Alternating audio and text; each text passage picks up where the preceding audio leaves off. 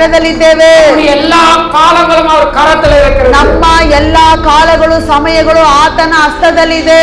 நமக்கு அறியாதது, ಅದು ನಮಗೆ ತಿಳಿಯಲಾರದಂತ, ನಮಗೆ ತಿಳಿಯಲಾರದ ಗುಡಾರ್ಥಗಳು. Amen amen. ಆತನ ಮಹತ್ತಾದ ಕ್ರಿಯೆಗಳನ್ನು ಮಾಡುವುದಕ್ಕೆ ಶಕ್ತನಾಗಿದ್ದಾರೆ. ಅದು ಎಣಿಸಲಾರದಷ್ಟು, ಅದು ಲೆಕ್ಕವಿಲ್ಲದಷ್ಟು ಆತನು ಅತಿಶಯಗಳನ್ನು ಮಾಡುವಂತ ದೇವರಾಗಿದ್ದಾನೆ. ಅದು ತಪ್ಪುವುದೇ ಇಲ್ಲ. ತಕ್ಕ ಕಾಲದಲ್ಲಿ ನಿನಗೆ ಜಯ ಬಂದೇ ಬರುತ್ತದೆ. ನೀನು ಕಾದಿರು, ನೀನು ಕಾದಿರು. ನೀವು ನೂತನ ಹೊಸ ಬಲವನ್ನು ಹೊಂದುವಿರಿ.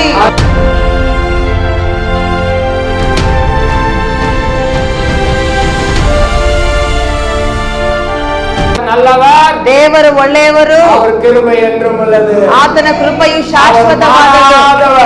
ಆತನ ಬದಲಾಗದಂತ ದೇವರು, ಆತನ ಮಹಿಮೆಯ ರಾಜನು. Hallelujah hallelujah. ದೇವರ ಸಮ್ಮುಖದ ಉತ್ಸಾಹ ಉಳ್ಳವರಾಗಿರೋಣ. ಒಂದು ಚಿತ್ತ ಸ್ವಸ್ಥರಾಗಿ ನಾವಿರೋಣ. ಹಲ್ಲೆಲೂಯಾ.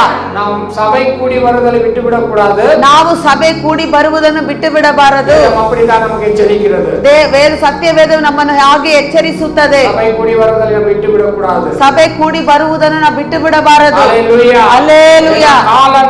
ಯಾಕಂದ್ರೆ ಕಾಲಗಳು ದೇವರ ಹಸ್ತದಲ್ಲಿ ಇದೆ. ನಮ್ಮ ಒಂದು ಕಾಲ ಸಮಯಗಳು ದೇವರ ಕೈಯಲ್ಲಿ ಇದೆ. ಶತ್ರು ಅದರಿಂದ ನಮ್ಮನ್ನು ಬಿಡಿಸುವುದಕ್ಕೆ ನೋಡಿದರು. ಅದು ಸಾಧ್ಯವಾಗದಂತ ಕಾರ್ಯವಾಗಿದೆ. ಅದು ಸಾಧ್ಯವಾಗದಂತ ಕಾರ್ಯವಾಗಿದೆ. ಕಾರಣವೇನು? ಆಮೇಲೆ ನಾವು ದೇವರ ಕರದಲ್ಲಿದ್ದೇವೆ. ಹಲ್ಲೆಲೂಯಾ. ಎಷ್ಟು ಜನ ಇದನ್ನು ಒಪ್ಪಿಕೊಳ್ಳುವಿರಿ? ನಾನು ದೇವರ ಕರದಲ್ಲಿದ್ದೇವೆ. ನಮ್ಮ ಎಲ್ಲಾ ಕಾಲಗಳು ಸಮಯಗಳು ಆತನ ಹಸ್ತದಲ್ಲಿದೆ. ಅದು ನಮಗೆ ತಿಳಿಯಲಾರದಂತ, ನಮಗೆ ತಿಳಿಯಲಾರದ ಗುಡಾರ್ಥಗಳು. Amen amen. ಆತನ ಮಹತ್ತಾದ ಕ್ರಿಯೆಗಳನ್ನು ಮಾಡುವುದಕ್ಕೆ ಶಕ್ತನಾಗಿದ್ದಾರೆ. ಅದು ಎಣಿಸಲಾರದಷ್ಟು, ಅದು ಲೆಕ್ಕವಿಲ್ಲದಷ್ಟು ಆತನು ಅತಿಶಯಗಳನ್ನು ಮಾಡುವಂತ ದೇವರಾಗಿದ್ದಾನೆ. ನಿಮ್ಮ ಪಕ್ಷದಲ್ಲಿ ಆತನು ಇರುವಾಗ ನಿಮ್ಮ ಬಲಗಡೆಯಲ್ಲಿ, ನಿಮ್ಮ ಎಡೆಗಡೆಯಲ್ಲಿ ನಾವು ಅದರಲ್ಲಿ ಅಭಿವೃದ್ಧಿ ಹೊಂದುವವರಾಗಿರುತ್ತೇವೆ. ನಾನು ಕದಲಿಸಲ್ಪಡುವುದೇ ಇಲ್ಲ. ಶತ್ರು ನಮ್ಮನ್ನು ತಲೆ ಬಗ್ಗೆ ನಾಚಿಕೆ ಪಡುವಂತೆ ನೆನಪು ಮಾಡಿಕೊಂಡರು. ಆಮೇಲೆ ಯೆಹೋವನು ನಿಮ್ಮ ಪಕ್ಷದಲ್ಲಿ ಇದ್ದು ಆಮೇಲೆ ನಿಮಗೆ ಜಯವನ್ನೇ ಕೊಂಡು ಬರುತ್ತಾನೆ. ಹಲ್ಲೆಲೂಯಾ.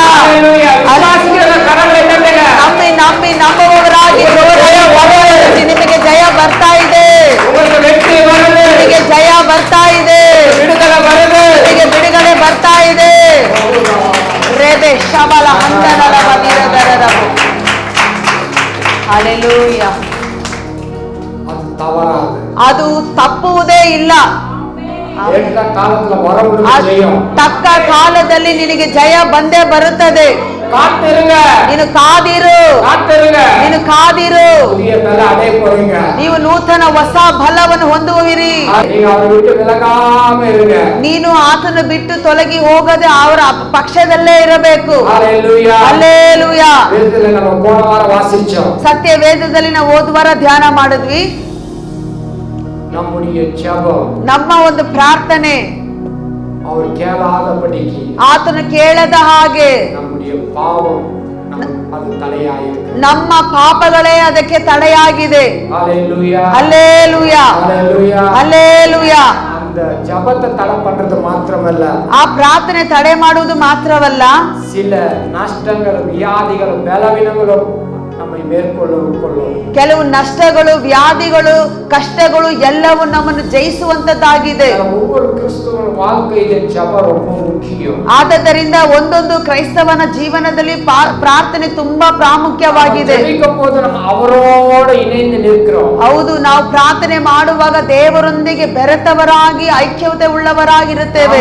ಅವರ ಬಿಟ್ಟು ವಿಲಗುம்போது ನಾವು ಆತನನ್ನು ಬಿಟ್ಟು ದೂರ ಹೋಗುವಾಗ ವ್ಯಾಧಿಗಳು, ಕಳೆದುಕೊಳ್ಳುವಂತ ಕಾರ್ಯಗಳು, ನಷ್ಟಗಳು, ಅವಮಾನಗಳು,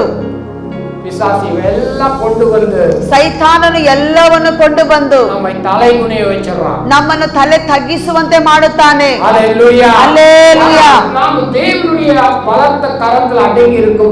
ಆದ್ರೆ ನಾವು ದೇವರ ಬಲವಾದ ಕೈಯಲ್ಲಿ ಅಡಗಿರುವಾಗ ಆಮೇಲೆ ತಕ್ಕ ಕಾಲದಲ್ಲಿ ದೇವರು ನಮ್ಮನ್ನ ಮೇಲೆ ಕೆತ್ತಿ ನೋಡುವಂತವರಾಗಿದ್ದಾರೆ. ಆದುದರಿಂದ ದೇವರನ್ನು ಬಿಟ್ಟು ಹಗಲಿ ದೂರ ಹೋಗಬೇಡಿ. ದೇವರೊಂದಿಗೆ ನಾವು ಬೆರೆತಿರೋಣ. ಆತನ ಪ್ರಸನ್ನತೆಯಲ್ಲಿ ಯಾವಾಗಲೂ ತುಂಬಲ್ಪಟ್ಟವರಾಗಿರೋಣ. ಆತನ ಪ್ರಸನ್ನತೆ ನಮಗೆ ಯಾವಾಗಲೂ ಸಿಹಿಯಾಗಿರುತ್ತದೆ. Hallelujah, hallelujah. ಒಂದು ವಚನವನ್ನು ತೆಗೆದುಕೊಳ್ಳೋಣ. 2 ಕೊರಿಂಥದವರು 3ನೇ ವಚನ 17ನೇ ವಚನ, 3ನೇ ಅಧ್ಯಾಯ 17ನೇ ವಚನ.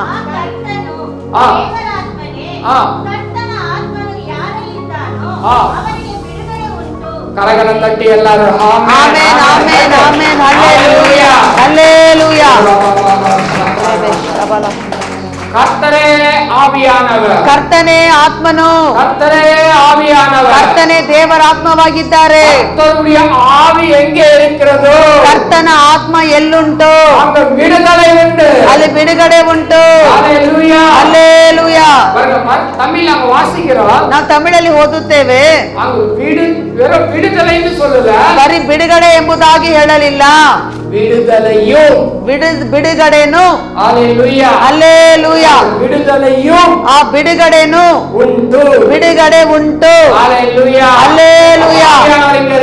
ಕರ್ತನ ಆತ್ಮನ ಎಲ್ಲಿದ್ದಾನೋ ಕರ್ತನ ಆತ್ಮನು ನಿಮ್ಮ ಒಳಗಡೆ ಇದ್ದಾರೆ. ಹಲ್ಲೆಲೂಯಾ. ಆತನು ನಿಮ್ಮ ಒಳಗಡೆ ಇದ್ದಾರೆ. ನಿಮ್ಮ ಕುಟುಂಬದಲ್ಲಿ, ನಿಮ್ಮ ಬದುಕಿನಲ್ಲಿ, ನಿಮ್ಮ ಶರೀರದಲ್ಲಿ ಬಿಡುಗಡೆ ಉಂಟು. Hallelujah, hallelujah. ಅದಕ್ಕಾಗಿ ಕರ್ತನ ಆತ್ಮವನ್ನು ನಾವು ಆಹ್ವಾನ ಮಾಡಿ ವೆಲ್ಕಮ್ ಮಾಡಬೇಕು. ಆತನನ್ನು ನಾವು ಕರೆಯುವವರಾಗಿರಬೇಕು. ಈ ಪರಿಶುದ್ಧ ಆತ್ಮನು ಯಾರು? ಆತನು ತಂದೆಯಾದ ದೇವರನ್ನು ಪರಿಚಯ ಮಾಡುತ್ತಾರೆ, ಕುಮಾರನನ್ನು ಪರಿಚಯ ಮಾಡುವವರಾಗಿದ್ದಾರೆ. ಆತನನ್ನು ನೀವು ಪರಿಚಯ ಮಾಡಿಕೊಳ್ಳಿರಿ. ಪವಿತ್ರ ಆತ್ಮನು ನಮಗೆ ಒಳ್ಳೆ ಸ್ನೇಹಿತನಾಗಿರುತ್ತಾರೆ. ನಾವು ಬಳಲಿ ಹೋದಂತ ಸಮಯದಲ್ಲಿ ಆತನು ನಮ್ಮನ್ನು ಬಲಪಡಿಸುತ್ತಾನೆ. ನಾವು ತಪ್ಪಾದ ಸ್ಥಳಕ್ಕೆ ಹೋಗುವಾಗ ಆತನು ತಡೆ ಮಾಡಿ ನಿಲ್ಲಿಸುತ್ತಾನೆ. ಹಲ್ಲೆಲೂಯಾ. ಆದುದರಿಂದ ಕರ್ತನ ಆತ್ಮನಲ್ಲಿ ಯಾವಾಗ ಬೆರೆತವರಾಗಿರಬೇಕು. ಆತನಲ್ಲಿ ನಾವು ಅನ್ಯೋನ್ಯ ಐಕ್ಯತೆಯಲ್ಲಿ ಇರುವುದರಿಂದ ನೀವು ಪರಿಶುದ್ಧದಲ್ಲಿ ಎಡವಿ ಬೀಳುವುದೇ ಇಲ್ಲ. ನಿಮ್ಮ ಅಭಿಷೇಕದಲ್ಲಿ ಎಡವಿ ಬೀಳುವವರಾಗಿರುವುದಿಲ್ಲ. ಆಮೇಲೆ ನಿಮ್ಮ ಸಮಸ್ಯೆದಲ್ಲಿ ನೀವು ಸೋತು ಹೋಗುವುದೇ ಇಲ್ಲ. ನೀವು ಯಾವಾಗಲೂ ಸಂತೋಷವುಳ್ಳವರಾಗಿರುವಿರಿ. ಯಾಕಂದ್ರೆ ಕರ್ತನ ಆತ್ಮನು ನಿಮ್ಮ ಒಳಗಡೆ ಇದ್ದಾರೆ. ನೀವು ಆತನ ಒಳಗಡೆ ಇದ್ದೀರಾ. ಆಮೇನ್, ಆಮೇನ್. ಆದುದರಿಂದಲೇ ನಾವು ಬಲದ ಮೇಲೆ ಬಲವನ್ನು ಹೊಂದುವವರಾಗಿದ್ದೇವೆ. ಹಲ್ಲೆಲೂಯಾ. ನಾವು ಬಲವಾಗಿದ್ದರೆ ಆ ಶತ್ರುವನ್ನು ಸುಲಭವಾಗಿ ನಾವು ಜಯಿಸಬಹುದು. ನಾವು ಬಲವಾಗಿ ಮಾರುವಾಗಲೇ ನಮ್ಮ ಒಳಗಡೆ ಆಮೇಲೆ ನಂಬಿಕೆ ದೇವರು ಹೆಚ್ಚಾಗುತ್ತದೆ. ನಾವು ಯಾವುದನ್ನು ಕುರಿತು ಯೋಚಿಸುವವರಾಗಿರುವುದಿಲ್ಲ. ಆಮೇಲೆ ಅರ್ಧ ರಾತ್ರಿಯಲ್ಲೂ ಕೂಡ ನಿಮ್ಮನ್ನು ಎಬ್ಬಿಸಿ ಪ್ರಾರ್ಥನೆ ಮಾಡುವಂತೆ ಮಾಡುತ್ತದೆ. ಕರ್ತನ ಆತ್ಮನ ಅಭಿಷೇಕ ನಿಮ್ಮ ಒಳಗಡೆ ಇದ್ದರೆ ನೀವು ದೇವರ ಸಮ್ಮುಖಕ್ಕೆ ಬರುವುದಕ್ಕೆ ನಿಮ್ಮನ್ನು ಉತ್ಸಾಹ ಮಾಡುತ್ತದೆ. ಬೈಬಲ್ ಅನ್ನು ಓದುವುದಕ್ಕೆ ಆಡುವುದಕ್ಕೆ ನೀವು ಉತ್ಸಾಹ ಉಳ್ಳವರಾಗಿರುವಿರಿ. ಕರ್ತரோடு இன்னும் விளையாடாத உற்சாகப்படுத்தும். Amen amen. ದೇವರೊಂದಿಗೆ ಆಟ ಆಡುವುದಕ್ಕೆ, ಸ್ನೇಹ ಮಾಡುವುದಕ್ಕೆ ಅದು ಇನ್ನೂ ನಮಗೆ ಉತ್ಸಾಹ ಬಲ ಉಳ್ಳದಾಗಿರುತ್ತದೆ. ವಿಶ್ವಾಸ ಅಧಿಕರಿಕೆ செய்யும். ಆಮೆನ್. ನಮ್ಮ ಒಳಗಡೆ ಇರುವ ನಂಬಿಕೆ ಹೆಚ್ಚೆಚ್ಚಾಗಿ ಅದು ಅಭಿವೃದ್ಧಿ ಹೊಂದುವಂತೆ ಮಾಡುತ್ತದೆ. ವಿಶ್ವಾಸ ಅಧಿಕರಿக்கும்போது ಆಮೆನ್. ನಮ್ಮ ಒಳಗಡೆ ನಂಬಿಕೆ ಅದು ವೃದ್ಧಿ ಆಗುವಾಗ ನಮಗೆ ಧೈರ್ಯ வெளிப்படும். ಆಮೆನ್. ನಮ್ಮಲ್ಲಿ ಧೈರ್ಯ ಕೂಡ ಅದು ವೃತ್ತಿ ಅದು ಹೆಚ್ಚಾಗುತ್ತದೆ. Hallelujah hallelujah hallelujah hallelujah. 10 ಜನ ಕಾನಾನಿಗೆ போறாங்க.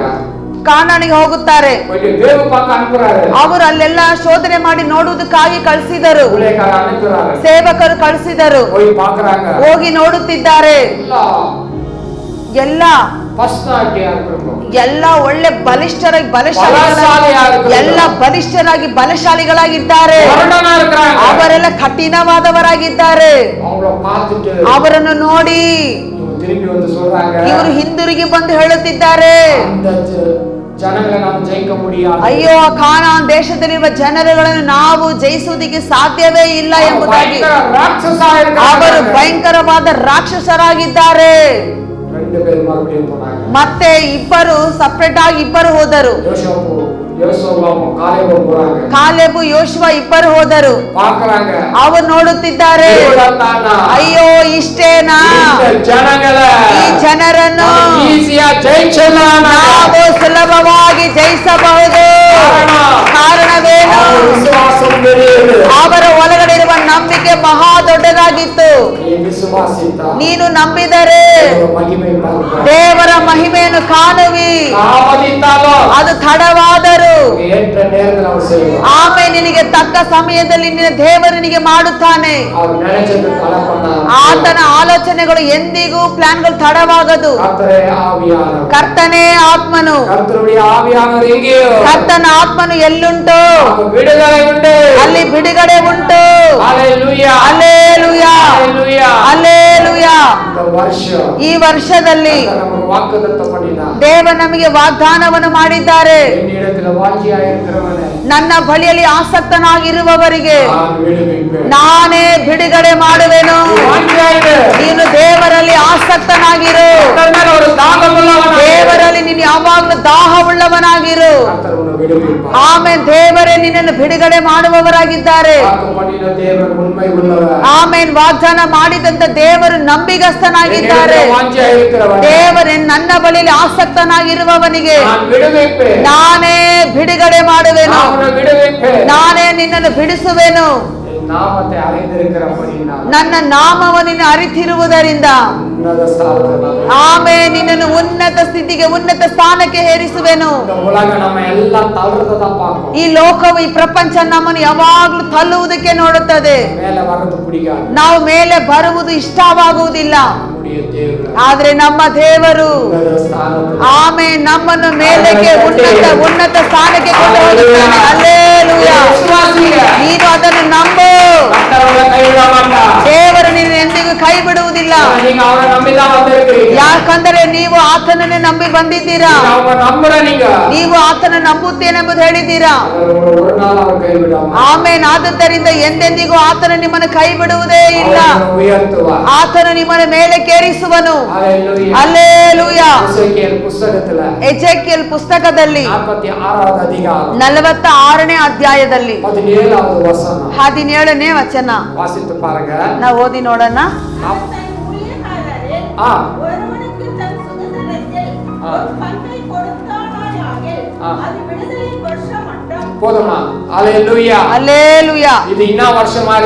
ಇದು ಯಾವ ವರ್ಷವಾಗಿದೆ? ಬಿಡುಗಡೆಯ ವರ್ಷ. ಇದು ಬಿಡುಗಡೆಯ ವರ್ಷವಾಗಿದೆ. ಹಲ್ಲೆಲೂಯಾ. ನಿಮಗೆ ಈ ವರ್ಷ ಆಮೇಲೆ ಒಂದು ಬಿಡುಗಡೆಯ ವರ್ಷವಾಗಿದೆ. ಹಲ್ಲೆಲೂಯಾ. ಇದು ನಿಮಗೆ ಬಿಡುಗಡೆಯ ವರ್ಷವಾಗಿದೆ.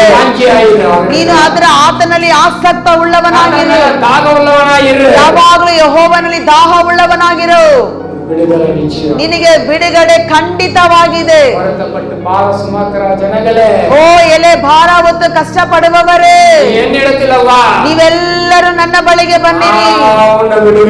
ನಾನು ನಿನಗೆ ಬಿಡುಗಡೆಯನ್ನು ಕೊಡುವೆನು. ನಾನೇ ನಿನಗೆ ಬಿಡುಗಡೆಯನ್ನು ಮಹಿಮೆ ಪಡಿಸು. Hallelujah. அல்லேலூயா Hallelujah. அல்லேலೂயா. ಸೋಲು ಹೋಗಿರುವವನಿಗೆ ಬಲನೆ ಕೊಡುತ್ತಾರಲ್ಲ. ಬಲಲಿ ಹೋದವನಿಗೆ ಬಲವನ್ನು ಕೊಡುವ ಆತನು. ಸತ್ವವಿಲ್ಲದವನಿಗೆ, ಆತನಿಗೆ ಸತ್ತುವ ಶಕ್ತಿ ಇಲ್ಲದವನಿಗೆ ಸತ್ವದ ತಿರುಗ செய்கிறது. ಆತನ ಶಕ್ತಿಯನ್ನು ಬಲವನ್ನು ಹೆಚ್ಚಿಸುವಂತವನಾಗಿದ್ದಾನೆ. Hallelujah. அல்லேலೂயா. ಸೂರ್ಯನ பார்த்து நீ கலங்காத. ನಿಮ್ಮ ಪರಿಸ್ಥಿತಿಗಳನ್ನು ಕಷ್ಟ ನಷ್ಟವನ್ನು ನೋಡಿ ನೀನು ಭಯ ಪಡಬೇಡ. நமக்குள்ள இருக்கிற விசுவாசம், ನಿಮ್ಮ ಒಳಗಡೆ ಇರುವ ನಂಬಿಕೆ அந்த சூழ்நிலைகளை எல்லாம் மாற்றி போடும். ಆಮೇನ್. ಆ ಪರಿಸ್ಥಿತಿ ಎಲ್ಲವನ್ನು ಬದಲಾಯಿಸುತ್ತದೆ. ஆண்டவர் சமூகத்துல முழங்கால் போடுங்க. ನೀವು ದೇವರ ಸಮ್ಮುಖದಲ್ಲಿ ಮೊಣಕಾಲು ಊರಿರಿ. இந்த பிரச்சனைக்காக ஜெபிங்க. ಈ ಸಮಸ್ಯೆಗಳಿಗಾಗಿ ಪ್ರಾರ್ಥನೆ ಮಾಡಿರಿ. அவர் உங்களுக்கு தயவு செய்வார். ಆತನೇ ನಿಮಗೆ ದಯೆ ತೋರಿಸುತ್ತಾನೆ. Hallelujah. அல்லேலூயா. ಅದೇ எழுதின ಸುವಿಶೇಷ ಪುಸ್ತಕ ಮತ್ 26:27. 26:27. அப்பொழுது அந்த ஊழியக்காரன் ஆ. தாழ விழுந்து வணங்கி, ஆ. ஆண்டவனே, ஆ. என்னிடத்தில் பொறுமையாயிரும், ஆ. எல்லாவற்றையும் உமக்கு கொடுத்து ஆ. இருக்கிறேன் என்றான். அந்த ஊழியக்காரனுடைய ஆண்டவன் மனதிறங்கி அவனை விடுதலை பண்ணி கடனையும் அவனுக்கு மன்னித்து விட்டான். பாருங்க, ஒருத்த கடன் வாங்கி இருக்கிறான். ನೋಡಿ, ಒಂದು ಮನುಷ್ಯನು ಒಬ್ಬರಲ್ಲಿ ಸಾಲ ತಗೊಂಡಿದ್ದಾನೆ. அவன் கடன் தீர்க்க வழி தெரியல. ಆತನಿಗೆ ಸಾಲ ತೀರಿಸುವುದಕ್ಕೆ ಮಾರ್ಗ ಗೊತ್ತಾಗುತ್ತಿಲ್ಲ. வேலைக்காரன் அனுப்பிச்சு அவனை குடிச்சிட்டு வராங்க. ಕೆಲಸಗಾರನ ಕಳಿಸಿ ಆ ಮನುಷ್ಯನನ್ನು ಸೆರೆ ಹಿಡಿದುಕೊಂಡ್ ಬರ್ತಾ ಇದ್ದಾರೆ. ಯಜಮಾನ್ ಕೇಕ್ರಾ, ಆ ಸಾಲ ಕೊಟ್ಟ ಯಜಮಾನ ಕೇಳುತ್ತಿದ್ದಾನೆ, வாங்கின கடன் எங்க? ಅಯ್ಯೋ, ನನ್ನ ಬಳಿ ತಗೊಂಡ ಸಾಲ ಎಲ್ಲಪ್ಪ? இப்ப வழி தெரியல. ಆ ಮನುಷ್ಯನಿಗೆ ನನಗೆ ಮಾರ್ಗ ಗೊತ್ತಿಲ್ಲ. ಯಜಮಾನ್ ಕಾಲಿಗೆ விழுந்தான். ಯಜಮಾನ ಕಾಲಿಗೆ ಬಿದ್ದು ಹೋದ. கேக்குறான், என்ன மன்னிச்சிடு ಸ್ವಾಮಿ, ನನ್ನನ್ನು ಕ್ಷಮಿಸು, கொஞ்ச நேரத்தை கொடு, ನನಗೆ ಸ್ವಲ್ಪ ಸಮಯವನ್ನು ಕೊಡು, உன் கடத்தை கொஞ்சம் கொஞ்சமா அடைச்சு நான் தீர்த்தறேன். ನಿನ್ನ ಸಾಲವನ್ನು ಸ್ವಲ್ಪ ಸ್ವಲ್ಪವಾಗಿ ಕೊಟ್ಟು ನಾನು ತೀರಿಸುತ್ತೇನೆ. அவனுடைய ಯಜಮಾನ್, ಆತನ ಯಜಮಾನನು அவன் மேல மன இறங்கி ಆ ಮನುಷ್ಯನ ಮೇಲೆ ಕನಿಕರ ಪಟ್ಟು கடன் முழுவதும் மன்னிச்சிட்டாரு. ಆಮೇಲೆ ಆ ಸಾಲ ಪೂರ್ತಿಯಾಗಿ ಆತನೇ ಅಳಿಸಿ ಬಿಟ್ಟನು, ತೀರಿಸಿ ಬಿಟ್ಟನು. சமூகத்துல முழங்கால் போடு. ದೇವರ ಸಮ್ಮುಖದಲ್ಲಿ ನಿನ್ನ ಮೊಣಕಾಲು ಊರು. ஆண்டவர் சமூகத்துல நீ முழங்கால் போடு. ದೇವರ ಸಮ್ಮುಖದಲ್ಲಿ ನಿನ್ನ ಮೊಣಕಾಲು ಊರು. எதுல அடிமையா இருக்கிற? ನೀನು ಯಾವ ವಿಷಯದಲ್ಲಿ ದಾಸನಾಗಿ, எதுல கட்டப்பட்டு இருக்கிற? ಯಾವ ವಿಷಯದಲ್ಲಿ ಬಂಧಿಸಲ್ಪಟ್ಟಿದೀಯಾ? ஹalleluya. அல்லேலூயா. ஆண்டவர் சமூகத்துல முழங்கால் போடு. ದೇವರ ಸಮ್ಮುಖದಲ್ಲಿ ಆ ವಿಷಯಕ್ಕೆ ಮೊಣಕಾಲು ಊರು. கடன் வாங்கினவன், ಸಾಲ ಕೊಟ್ಟವನು, ಸಾಲ ತಗೊಂಡವರು, கடன் கொடுத்தவனுக்கு அடிமை. ಸಾಲ ಕೊಟ್ಟವನಿಗೆ ದಾಸನಾಗಿ, யார்கிட்ட கடன் வாங்கி இருக்கிறியோ ನೀನು ಯಾರ ಬಳಿಯಲ್ಲಿ ಸಾಲವನ್ನು ತಗೊಂಡಿದೀಯೋ அவனுக்கு நீ அடிமை. ಅಂತವರಿಗೆ ನೀನು ದಾಸನಾಗಿದ್ದೀಯಾ. கர்த்தருடைய பிள்ளைகள், ದೇವರ ಮಕ್ಕಳು யாருக்கு இந்த உலகத்துல அடிமையா இருக்க கூடாது. ಯಾರಿಗೂ ಅವರು ದಾಸರಾಗಿರಬಾರದು. நாம் ரட்சிக்கப்படுறதுக்கு முன்னாடி ನಾವು ರಕ್ಷಣೆ ಹೊಂದುವುದಕ್ಕೆ ಮುಂಚಿತವಾಗಿ அடிமையில இருந்தோம். ಒಂದು ವೇಳೆ ನಾವು ದಾಸರಾಗಿದ್ವಿ, அடிமைத்தனத்துல இருந்தோம். ದಾಸತ್ವದಲ್ಲೇ ನಾವು ಇದ್ವಿ, பாவத்துல அடிமையா இருந்தோம். ಪಾಪಕ್ಕೆ ನಾವು ದಾಸರಾಗಿದ್ವಿ, சாபத்துல அடிமையா இருந்தோம். ಶಾಪಕ್ಕೆ ನಾವು ದಾಸರಾಗಿದ್ವಿ. பயன்றது ஒரு அடிமைத்தனம். ಭಯ ಎಂಬುದು ಕೂಡ ಒಂದು ದಾಸತ್ವನೇ. தற்கொலை, ಆ ಆತ್ಮಹತ್ಯೆ, குறை சொல்றது, ಕೊರತೆ ಹೇಳುವುದು, புறக்கணிப்பது, ಅದು ತಿರಸ್ಕಾರ ಮಾಡುವುದು, தனிமையா இருப்பது, ಅದು ವೈಚ್ಛಿಕವಾಗಿರುವುದು, துக்கப்படுறது, ಯಾವಾಗಲೂ ದುಃಖದಲ್ಲಿರುವುದು, வஞ்சிக்கப்படுறது, ನಾವು ವಂಚನೆಯಾಗಿ ಮೋಸ ಹೋಗುವುದು, இது போல ಈ ರೀತಿಯಾದ அநேக காரியம் நமக்குள்ள இருக்குது. ಅನೇಕ ಕಾರ್ಯಗಳು ನಮ್ಮ ಒಳಗಡೆ ಉಂಟು. எல்லாம் அடிமைத்தனத்துல நாம இருந்தோம். ಈ ರೀತಿಯಾದ ಎಲ್ಲಾ ರೀತಿಯಾದ ದಾಸತ್ವದಲ್ಲಿ ನಾವಿದ್ವಿ. பாவம் கூட ஒரு அடிமைத்தனம். ಪಾಪ ಕೂಡ ಒಂದು ದಾಸತ್ವನೇ, ಶಾಪ ಕೂಡ ಒಂದು ದಾಸತ್ವನೇ, மற்றவங்களை குறை சொல்றது ஒரு அடிமைத்தனம். ಮತ್ತೊಬ್ಬರ ಕೊರತೆ ಹೇಳುವುದು ಕೂಡ ದಾಸತ್ವನೇ. வியாதியில இருக்கிறது ஒரு அடிமைத்தனம். ವ್ಯಾಧಿಯಲ್ಲಿ ಇರುವುದು ಕೂಡ ನಾವು ಒಂದು ಸೆರೆ ಕೈದಿಯಾಗಿರುವುದೇ. இல்லாத காரியங்களெல்லாம் யோசிக்கிறது ஒரு ನಾವು ಹೌದು ಅಗತ್ಯವಿಲ್ಲದ ಬೇಡವಾಗಿರುವ ಕಾರ್ಯನೆಲ್ಲ ಯೋಚನೆ ಮಾಡುದು ಕೂಡ ಒಂದು ದಾಸತ್ವನೇ. நமக்குள்ள இருக்கு. ಇವೆಲ್ಲ ನಮಗೆ ಇದ್ದು ನಾವು ದಾಸರಾಗಿದ್ವಿ. ஆனா அதுல இருந்து ஆண்டவர் நம்ம வெளியே எடுத்தார். ಆಮೇನ್ ಆಮೇನ್. ಆದರೆ ದೇವರು ಇಂಥ ದಾಸತ್ವದ ಕಾರ್ಯಗಳಿಂದ ನಮ್ಮನ್ನು ಬಿಡುಗಡೆ ಮಾಡಿ ಮೇಲೆ ಕೆತ್ತಿದನು. இப்போ ನಾವು ಯೇಸುக்கு மட்டும் தான் அடிமையா இருக்கணும். ಈಗ ನಾವು ಯೇಸು ಸ್ವಾಮಿಗೆ ಮಾತ್ರವೇ ದಾಸರಾಗಿದ್ದೇವೆ. பிரச்சனைக்கு அடிமையா இருக்க கூடாது. ಇಲ್ಲವಾದ ನಾವು ಯಾವ ಸಮಸ್ಯೆಗಳಿಗೆ ತೊಂದರೆಗಳಿಗೆ ದಾಸರಾಗಿ ಇರಬಾರದು. ನೀವು ಎದುರು ಅಡಿಮೆಯಾ ಇರ್ತೀರಿ. ನೀವು ಯಾವ್ದ್ರಲ್ಲಿ ದಾಸರಾಗಿದ್ದೀರಾ? ಎದುರು ಇರ್ತೀರಿ ಅಡಿಮೆ. ನೀವು ಯಾವ್ದ್ರಲ್ಲಿ ದಾಸರಾಗಿದ್ದೀರಾ? ಅದರಿಂದ ನೀವು வெளியே வரணும். ಅದು ಯೋಚನೆ ಮಾಡಿ ಅದರಿಂದ ಹೊರಗಡೆ ಬರಬೇಕು. வெளியே வரும்போது ನೀವು ಹೊರಗಡೆ ಬರುವಾಗಲೇ ನಿಜವಾಗಲೂ ನಿಜವಾಗಲೂ ನೀವು ಬಿಡುಗಡೆ ಹೊಂದುವಿರಿ. ಹಲ್ಲೆಲೂಯಾ. ಹಲ್ಲೆಲೂಯಾ. ನಿಮ್ಮನ್ನು ಬಿಡುಗಡೆಯಾಕಿನಾಲ್ ಕುಮಾರನು ನಿಮ್ಮನ್ನು ಬಿಡುಗಡೆ ಮಾಡಿದರೆ ನೀವು ಬಿಡುಗಡೆಯಾಗುವಿರಿ. ನೀವು ನಿಜವಾಗಲೂ ಬಿಡುಗಡೆ ಹೊಂದುವಿರಿ. ಹಲ್ಲೆಲೂಯಾ. ಹಲ್ಲೆಲೂಯಾ. வியாதி இருந்து கூட நமக்கு ஒரு ಅಡಿಮೆತನ ಅಂತ. ವ್ಯಾಧಿ ಎಂಬುದು ಕೂಡ ನಮಗೆ ಕೂಡ ಅದು ಒಂದು ದಾಸತ್ವನೇ. ವ್ಯಾಧಿಗಳ ಪಲತರಪಟ್ಟ ವ್ಯಾಧಿ ಇರುತ್ತೆ. ಆ ವ್ಯಾಧಿಗಳಲ್ಲಿ ಅನೇಕ ವಿಧವಾದ ಬಗೆ ಬಗೆ ವ್ಯಾಧಿಗಳು ಉಂಟು. ತಲೆನೋವು, ಜ್ವರ, ಡೆಂಗು ಜ್ವರ, ಕೊರೋನಾ, ಹೊಟ್ಟೆ ನೋವು, ಕ್ಯಾನ್ಸರ್, ಈ ರೀತಿಯಾದ ಲೋಕದಲ್ಲಿ ಎಷ್ಟೋ ವಿಧವಾದ ವ್ಯಾಧಿಗಳಿದೆ. ಈ ವ್ಯಾಧಿ ಬಂದು ಮನುಷ್ಯನನ್ನು ಕೊಂದೇ ಬಿಡುತ್ತೆ, ಆತನ ಆರೋಗ್ಯವನ್ನು ಕೊಂದಾಕತ್ತೆ. ಹಾಗಾದ್ರೆ ವ್ಯಾಧಿಯಿಂದ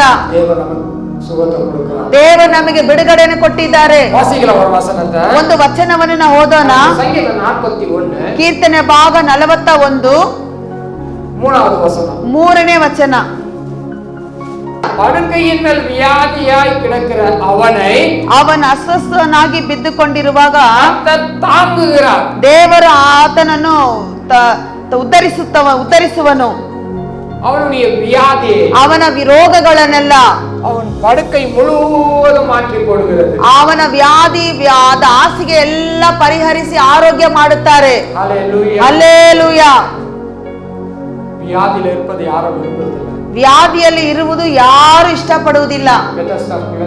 ಆ ಬೆದೆಸ್ತಾ ಕೊಳದಲ್ಲಿ ಒಬ್ಬನು ಮಲಗಿಕೊಂಡಿದ್ದಾನೆ. ಅನೇಕ ವರ್ಷಗಳಿಂದ ಮಲಗಿದ್ದಾನೆ. ಆ ಸ್ಥಳಕ್ಕೆ ಆ ಮನುಷ್ಯನು ಬಂದಿರುವುದಕ್ಕೆ ಕಾರಣ ಆತನು ಆರೋಗ್ಯ ಹೊಂದಬೇಕೆಂಬುದಕ್ಕಾಗಿ 38 ವರ್ಷ ಕಾಲ ಆತನು ವ್ಯಾಧಿಯಲ್ಲಿದ್ದಾನೆ. ಅಲ್ಲಿ ಒಂದು ಕಂಡೀಷನ್ ಯಾವುದಂದರೆ ಒಂದು ಕೊಳ ಇದೆ. ಆ ಇದರಲ್ಲಿ ಬೆದೆಸ್ತದಲ್ಲಿ 5 ಮಂಟಪಗಳು ಉಂಟು. ಆದ್ರೆ ಅಲ್ಲಿ ಒಂದೇ ಒಂದು ನೀರಿನ ಕೊಳ ಇರುತ್ತದೆ. ದೇವದೂತನು ಯಾವಾಗ ಇಳಿದು ಬಂದು ಆ ನೀರು ಹಾಗೆ ಸ್ಪಷ್ಟವಾಗಿ ಕ್ಲಿಯರ್ ಆಗಿರುತ್ತೆ. ಕೆಳಗಡೆ ಹಾಗೆ ಬೂದಿ ಇರುತ್ತೆ, ಕೆಸರು ಇರುತ್ತೆ. ಅದು ಹಂಗೆ ಕಾಣಿಸುತ್ತೆ. ದೇವದೂತನ ಬಂದ ನೀರನ್ನು ಕಲಕಿದ ಮೇಲೆ ಎಲ್ಲ ನೀರು ಕೆಸರಾಗುತ್ತೆ. ಆಗ ತಕ್ಷಣವಲ್ಲಿರೋ ಏನ್ ಮಾಡ್ತಾರೆ ಅಂದ್ರೆ ಅಲ್ಲಿರುವ ವ್ಯಾಧಿಯಸ್ಥರು, ಅದು ಎಂಥ ವ್ಯಾಧಿ ಆಗಾದ್ರೂ ಇರ್ಲಿ, ಆ ಸ್ಥಳದಲ್ಲಿ ಅನೇಕ ವಿಧವಾದ ವ್ಯಾಧಿಯಸ್ಥರು ಅಲ್ಲಿ ರೋಗಿಗಳು ಮಲಗಿದ್ದಾರೆ. ಅವರು ಆ ಕೊಳದ ನೀರನ್ನು ನೋಡ್ತಾನೆ ಇದ್ದು ಆ ನೀರು ಕಲಕಿದ ಕೂಡಲೇ ಆ ನೀರಿನ ಒಳಗಡೆ ಯಾರು ಮೊದಲು ಇಳಿದು ಬರುತ್ತಾರೋ ಆ ಮನುಷ್ಯನಿಗೆ ಗುಣ ಆಗ್ಬಿಡುತ್ತೆ. ಅದು ಅಸಡ್ಡೆಯಾಗಿದ್ದರೆ ಆತನ ಆರೋಗ್ಯ ಹೊಂದುವುದಕ್ಕಾಗುವುದಿಲ್ಲ. ಹಲ್ಲೆಲೂಯಾ. ನಾವು ಕೀರ್ತನೆ ಭಾಗದಲ್ಲಿ ಕೂಡ ಓದಿದ್ದೀವಿ, ನನ್ನ ಬಳಿಯಲ್ಲಿ ಆಸಕ್ತನಾಗಿರುವವನಿಗೆ ನಾನು ಬಿಡುಗಡೆ ಮಾಡುವೆನು. ಯಾರು ದೇವರಲ್ಲಿ ಆಸಕ್ತನಾಗಿರುತ್ತಾರೋ ಅವರು ಹೋಗಿ ನೀರಲ್ಲಿ ಇಳಿದ ಕೂಡಲೇ ಆ ಮನುಷ್ಯನಿಗೆ ಆರೋಗ್ಯ ಉಂಟಾಗುತ್ತದೆ. ಆ ಒಂದು ಮನುಷ್ಯನು 38 ವರ್ಷ ಕಾಲ ಕಾಯುತ್ತಿದ್ದಾನೆ. ಆ ಮನುಷ್ಯನಿಂದ ನಡೆಯುವುದಕ್ಕಾಗುವುದಿಲ್ಲ, ಆತನಿಗೆ ಕುಳಿತುಕೊಳ್ಳುವುದಕ್ಕಾಗುವುದಿಲ್ಲ. ಆತನ ಮಲಗಿ ಹಾಸಿಗೆನಲ್ಲಿ ಮಲಗಿದವನಾಗಿದ್ದಾನೆ. ಆತನು ಹೇಗೆ ನೀರಿನಲ್ಲಿ ಹೋಗಿ ಇಳುವುದಕ್ಕೆ ಸಾಧ್ಯ ಉಂಟು? ಅದು ಸಾಧ್ಯವೇ ಇಲ್ಲದಂತ ಕಾರಣ ಆತನಿಗೆ ಸಹಾಯ ಮಾಡುವುದಕ್ಕೆ ಒಬ್ಬನಾದರೂ ಇಲ್ಲ. ಅವರ ಸಂಬಂಧಿಕರು ನೆರೆಯವರಾದರೂ ಒಬ್ಬರಾದರೂ ಇಲ್ಲ. ನೋಡಿ, ಅಂತ ಸಮಯದಲ್ಲಿ ಆ ಮನುಷ್ಯನಲ್ಲಿ ಯೇಸು ಬರುತ್ತಾರೆ. 38 ವರ್ಷ ಕಾಲ ವ್ಯಾಧಿಯಲ್ಲಿದ್ದಂತ ಮನುಷ್ಯನನ್ನು ನೋಡಿ ಆ ದೇವರು ಕೇಳುತ್ತಿದ್ದಾರೆ, ಮನುಷ್ಯನನ್ನು ನೀನು ಆರೋಗ್ಯ ಹೊಂದಿಕೊಳ್ಳುವುದಕ್ಕೆ ಬಯಸುತ್ತೀಯೋ? ಹೌದು ಸ್ವಾಮಿ, ನಾನು ಸುಖವಾಗುವುದಕ್ಕೆ ಇಷ್ಟಪಡುತ್ತೇನೆ. ನನ್ನನ್ನು ನೀರಿನ ಒಳಗಡೆ ಕರ್ಕೊಂಡೋಗಿ ಬಿಡುವುದಕ್ಕೆ ಯಾರೂ ಇಲ್ಲ. ದೇವರು ಒಂದೇ ಒಂದು ಮಾತನ್ನು ಮಾತ್ರ ಹೇಳಿದರು, ನಿನ್ನ ಹಾಸಿಗೆಯನ್ನು ತೆಗೆದುಕೊಂಡು ನಡೆ ಎಂಬುದಾಗಿ ಹೇಳಿದರು. ಆಮೇಲೆ ತಕ್ಷಣವೇ ಆತನ ಶರೀರದೊಂದು ಬಲ ಉಂಟಾಯಿತು. ಆ ವ್ಯಾಧಿ ಎಲ್ಲ ಮರೆಯಾಯಿತು. ನೋಡಿ, ಆತನ ಮಲಗಿ ಮಲಗಿದ್ದ ಹಾಸಿಗೆ ಎದ್ದು ಆತನು ತೆಗೆದುಕೊಂಡು எழுந்து நடந்து கொண்டு போனான். ಆತನು ಎದ್ದು ನಡೆದುಕೊಂಡು ಹೋದನು. 38 வருஷம் நடக்க முடியாதவன், 38 ವರ್ಷ ಕಾಲ ನಡೆಕಾಗದೆ ಮಲಗಿದಂತ ಹಾಸಿಗೆನಲ್ಲಿ ಮಲಗಿದಂತ ಮನುಷ್ಯನು ஒரு வார்த்தை, ಯೇಸುವಿನ ಒಂದೇ ಒಂದು ಮಾತು, ಆ ವ್ಯಾಧಿಯಿಂದ ಆತನಿಗೆ ಪರಿಪೂರ್ಣ ಬಿಡುಗಡೆ ಆಯಿತು. ஹalleluya. ಹಲ್ಲೆಲೂಯಾ. 41:3 வாசிக்கிறோம். ಕೀರ್ತನೆ ಭಾಗ 41:3 ನೋಡುತ್ತೇವೆ. வியாதியாய் கிடக்கிற ಆತನ ಆ ರೀತಿಯಾದ ಅಸ್ವಸ್ಥನಾಗಿ ವ್ಯಾಧಿಯಾಗಿರುವವನು கர்த்தர் தாங்குகிறார். ಯೆಹೋವನು ಅವರನ್ನು ಉದ್ಧರಿಸುವವನಾಗಿದ್ದಾರೆ. ದೇವರೇ ಅಂತವರನ್ನು ಉದ್ಧರಿಸುವಂತ ದೇವರಾಗಿದ್ದಾರೆ. ಸಂಗೀತ 38 ಕೀರ್ತನೆ ಭಾಗ 38ರಲ್ಲಿ 1-2 ವಾಸಿತು பாருங்க. 1-2 ನೀವು ಓದಿ ನೋಡಿರಿ. கர்த்தாவே, ಯೆಹೋವನೇ, உம்முடைய கோபத்திலே ನಿಮ್ಮ ಕೋಪದಿಂದ கடிந்து கொள்ளாதேயோ. ನನ್ನನ್ನು ಶಿಕ್ಷಿಸಬೇಡ. உம்முடைய உக்கிரத்தில் என்னை ನಿಮ್ಮ ರೋಷದಿಂದ தண்டியாதேயோ. ನನ್ನನ್ನು ದಂಡಿಸಬೇಡ. உம்முடைய அம்புகள் ನಿನ್ನ ಒಂದು ಬಾಣಗಳು எனக்குள் ನನ್ನ ಒಳಗೆ வைத்திருக்கிறது. ಉಕ್ಕಿವೆ. உமது கை ನಿನ್ನ ಶಿಕ್ಷಾಹಸ್ತವು என்னை இறுத்துகிறது. ನನ್ನ ಮೇಲೆ ಭಾರವಾಗಿದೆ. 33 ವಾಸಿக்கிறோம். 33ರಲ್ಲಿ ಕೂಡ ನಾವು ಓದುತ್ತೇವೆ. கோபத்தில் ನಿಮ್ಮ ಕೋಪದಲ್ಲಿ என் மாம்சத்தில் ನನ್ನ ದೇಹದಲ್ಲಿ ಆರೋಗ್ಯವಿಲ್ಲ. பாவத்தினால் ನನ್ನ ಪಾಪದಿಂದ எலும்புகள் ನನ್ನ ಮೂಳೆಗಳು சௌக்கியமில்லை. ನನ್ನ ಎಲುಬುಗಳಿಗೆ ಆರೋಗ್ಯ ಇಲ್ಲದೆ ಇದೆ. முழு சங்கீதத்தையே நீங்க படிச்சு வீட்ல பாருங்க. ಈ ಪೂರ್ಣವಾದ ಕೀರ್ತನೆ ಮನೆಗೆ ಹೋಗಿ ಓದಿಕೊಳ್ಳಿರಿ. வியாதியை குறித்து தான் முழுசா எழுதப்பட்டிருக்கு. ವ್ಯಾಧಿಯ ಬಗ್ಗೆ ಅದರಲ್ಲಿ ಪರಿಪೂರ್ಣವಾಗಿ ಬರೆಯಲ್ಪಟ್ಟಿದೆ. 12வது வசனத்தை வாசித்து பாருங்க. 12ನೇ ವಚನವನ್ನು ನಾವು ಓದಿ ನೋಡೋಣ. யாரா வாசிங்கம்மா? என் பிராணனை ஆ. வாங்க தேடுகிறவர்கள் ஆ. எனக்கு கண்ணிகளை வைக்கிறார்கள். ஆ. எனக்கு பொல்லாங்கு தேடுகிறவர்கள் கேடானவைகளை பேசி நாள் முழுவதும் வஞ்சனைகளை யோசிக்கிறார்கள். ஆமென். பாத்தீங்களா? என் பிராணனை வாங்க தேடுகிறவர்கள் ನನ್ನ ಪ್ರಾಣವನ್ನು ತೆಗೆಯಬೇಕೆಂಬುವವರು எனக்கு கண்ணி வைக்கிறார்கள். ನನಗೆ ಉರುಳುಗಳನ್ನು ಹುಟ್ಟಿದ್ದಾರೆ. எனக்கு பொல்லாங்கு தேடுகிறவர்கள் ನನ್ನ ವಿಪತ್ತುಗಳನ್ನು ಕೋರುವವರು கேடானவைகளை பேசி ನನಗೆ ನಾಶವನ್ನೇ ಮಾತನಾಡಿ ವಂಚನೆ செய்கிறார்கள். ಅದನ್ನೇ ನಿಶ್ಚಯಿಸಿಕೊಂಡು ಯಾವಾಗಲೂ ಮೋಸವನ್ನೇ ಕಲ್ಪಿಸುತ್ತಿದ್ದಾರೆ. நம்ம தேவனுடைய பார்வையில ಯಾಕಂದ್ರೆ ನಾವು ದೇವರ ದೃಷ್ಟಿಯಲ್ಲಿ பாதுகாப்பா இருக்கணும். ನಾವು ಭದ್ರತೆ ಉಳ್ಳವರಾಗಿರಬೇಕು. அவருடைய பார்வைக்கு முன்னாடியே நம்ம இருக்கணும். ಯಾವಾಗಲೂ ದೇವರ ದೃಷ್ಟಿಯ ಮುಂದೆ ನಾವು ಇರುವವರಾಗಿರಬೇಕು. சமூகத்தை விட்டு நம்ம ஓடக்கூடாது. ಆಮೇಲೆ ಆತನ ಸಮ್ಮುಖವನ್ನು ಬಿಟ್ಟು ನಾವು ಓಡಬಾರದು. ஹalleluya. ಹಲ್ಲೆಲೂಯಾ. லூக்கா எழுதின சுவிசேஷ புத்தகம் ಲೂಕ ಬರೆದ ಸ್ವಾರ್ಥ ಪುಸ್ತಕದಲ್ಲಿ அங்க வாசித்து பாருங்க. ಅಲ್ಲಿ ಓದಿ ನೋಡಿರಿ. 13வது அதிகாரம் 13ನೇ ಅಧ್ಯಾಯದಲ್ಲಿ லூக்கா எழுதின சுவிசேஷம் ಲೂಕ ಬರೆದ ಸ್ವಾರ್ಥ ಪುಸ್ತಕದಲ್ಲಿ 10 13ನೇ ಅಧ್ಯಾಯ 10ನೇ ವಚನ. ஒரு நாளிலே அவர் ஜெபாலயத்தில் போதகம் பண்ணிக் கொண்டிருந்தார்.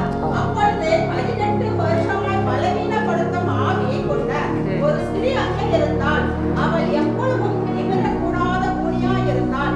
இயேசு அவளைக் கண்டு தம்மிடத்தில் அழைத்து, ஸ்திரீயே, உன் பலவீனத்தினின்று விடுதலையாக்கப்பட்டாய் என்று சொல்லி அவள் மேல் தமது கைகளை வைத்தார். உடனே அவள் நிமிர்ந்து தேவனை மகிமைப்படுத்தினாள். ஆமென்.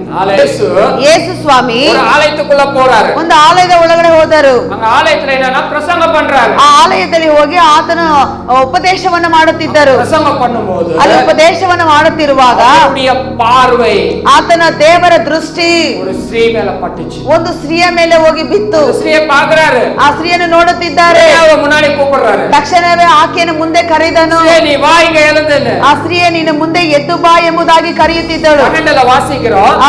ನಾವು ಕನ್ನಡದಲ್ಲಿ ಓದುತ್ತೇವೆ.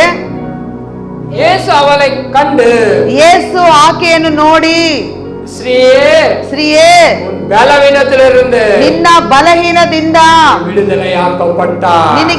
ನಿನ್ನ ರೋಗ ನಿನಗೆ ಬಿಡುಗಡೆ ಆಯಿತು. ತಕ್ಷಣವೇ ಅವಳ ಮೇಲೆ ಕೈ வைத்த உடனே ಆಕೆಯ ಮೇಲೆ ತನ್ನ ಕೈಗಳನ್ನು ಇಟ್ಟನು. 18 ವರ್ಷ ಕೂನಿಯಾಗಿದ್ದ ಪೆಣ್ಣು 18 ವರ್ಷವಾಗಿ ನಡು ಮೈ ಬೊಗ್ಗಿ ಹೋದಂತ ಕೈகளை வைத்த உடனே ಆಕೆಯ ಮೇಲೆ ಕೈಯನ್ನು ಇಟ್ಟ ಕೂಡಲೇ ನಿಮಿರ್ದು ನಿನ್ನ ಆಕೆ ನೆಟ್ಟಗಾದಳು. ಹಾಗೆ ಎದ್ದು ನಿಂತುಕೊಂಡಳು. ಆಕೆ ಎದ್ದು ನಿಂತ ದೇವರನ್ನ ಮಹಿಮೆ ಪಡಿಸಿದಳು. ಇದೆಲ್ಲ ಸಾಧಾರಣ ಅದ್ಭುತಗಳಾಗೈತೆ. ಇದು ಸಾಧಾರಣವಾದ ಅದ್ಭುತಗಳ ಇಯற்கைக்கு மேலான ಇದು ಪ್ರಕೃತಿಗೆ ಮೇಲಾದ 18 ವರ್ಷ ಕಾಲ ಆಕೆ ನಡುಮೈ ಬಗ್ಗಿ ಹೋದವಳಾಗಿದ್ದಳು. ಆಕೆ ನಡೆಯುವಾಗಲೇ ಆಕೆ ದಾರಿಯನ್ನು ಕೆಳಗಡೆ ಭೂಮಿಯನ್ನು ದಾರಿಯನ್ನು ನೋಡ್ಕೊಂಡು ಎದುರಲ್ಲಿ ಯಾರು ಬರ್ತಿದ್ದಾರೆ ಎಂಬ ವಿಷಯ ಕೂಡ ಆಕೆಗೆ ಗೊತ್ತಾಗೋದಿಲ್ಲ. ಆಕಾಶವನ್ನು ನೋಡಿ ಆಕೆ ಎಷ್ಟೋ ವರ್ಷಗಳಾಯಿತು. ಆಕೆ ಎದ್ದು ನೆಟ್ಟಗ ಯಾವಾಗ ನಿಂತುಕೊಂಡಳು ಆಕಾಶವನ್ನು ನೋಡಿರ್ತಾಳೆ. ಆಮೇಲೆ ಎದುರಲ್ಲಿರುವ ಎಲ್ಲಾ ಜನರನ್ನು ಅವಳು ಸಂತೋಷವಾಗಿ ನೋಡಿರ್ತಾಳೆ. ಈ ನಡುಮೈ ಬಗ್ಗೆ ಹೋಗಿದ್ದಕ್ಕೆ ಕಾರಣವೇನು? ಸೈತಾನನು. 9ನೇ ವಚನವನ್ನು ಓದೋಣ. 11ನೇ ವಚನವನ್ನು ಓದೋಣ.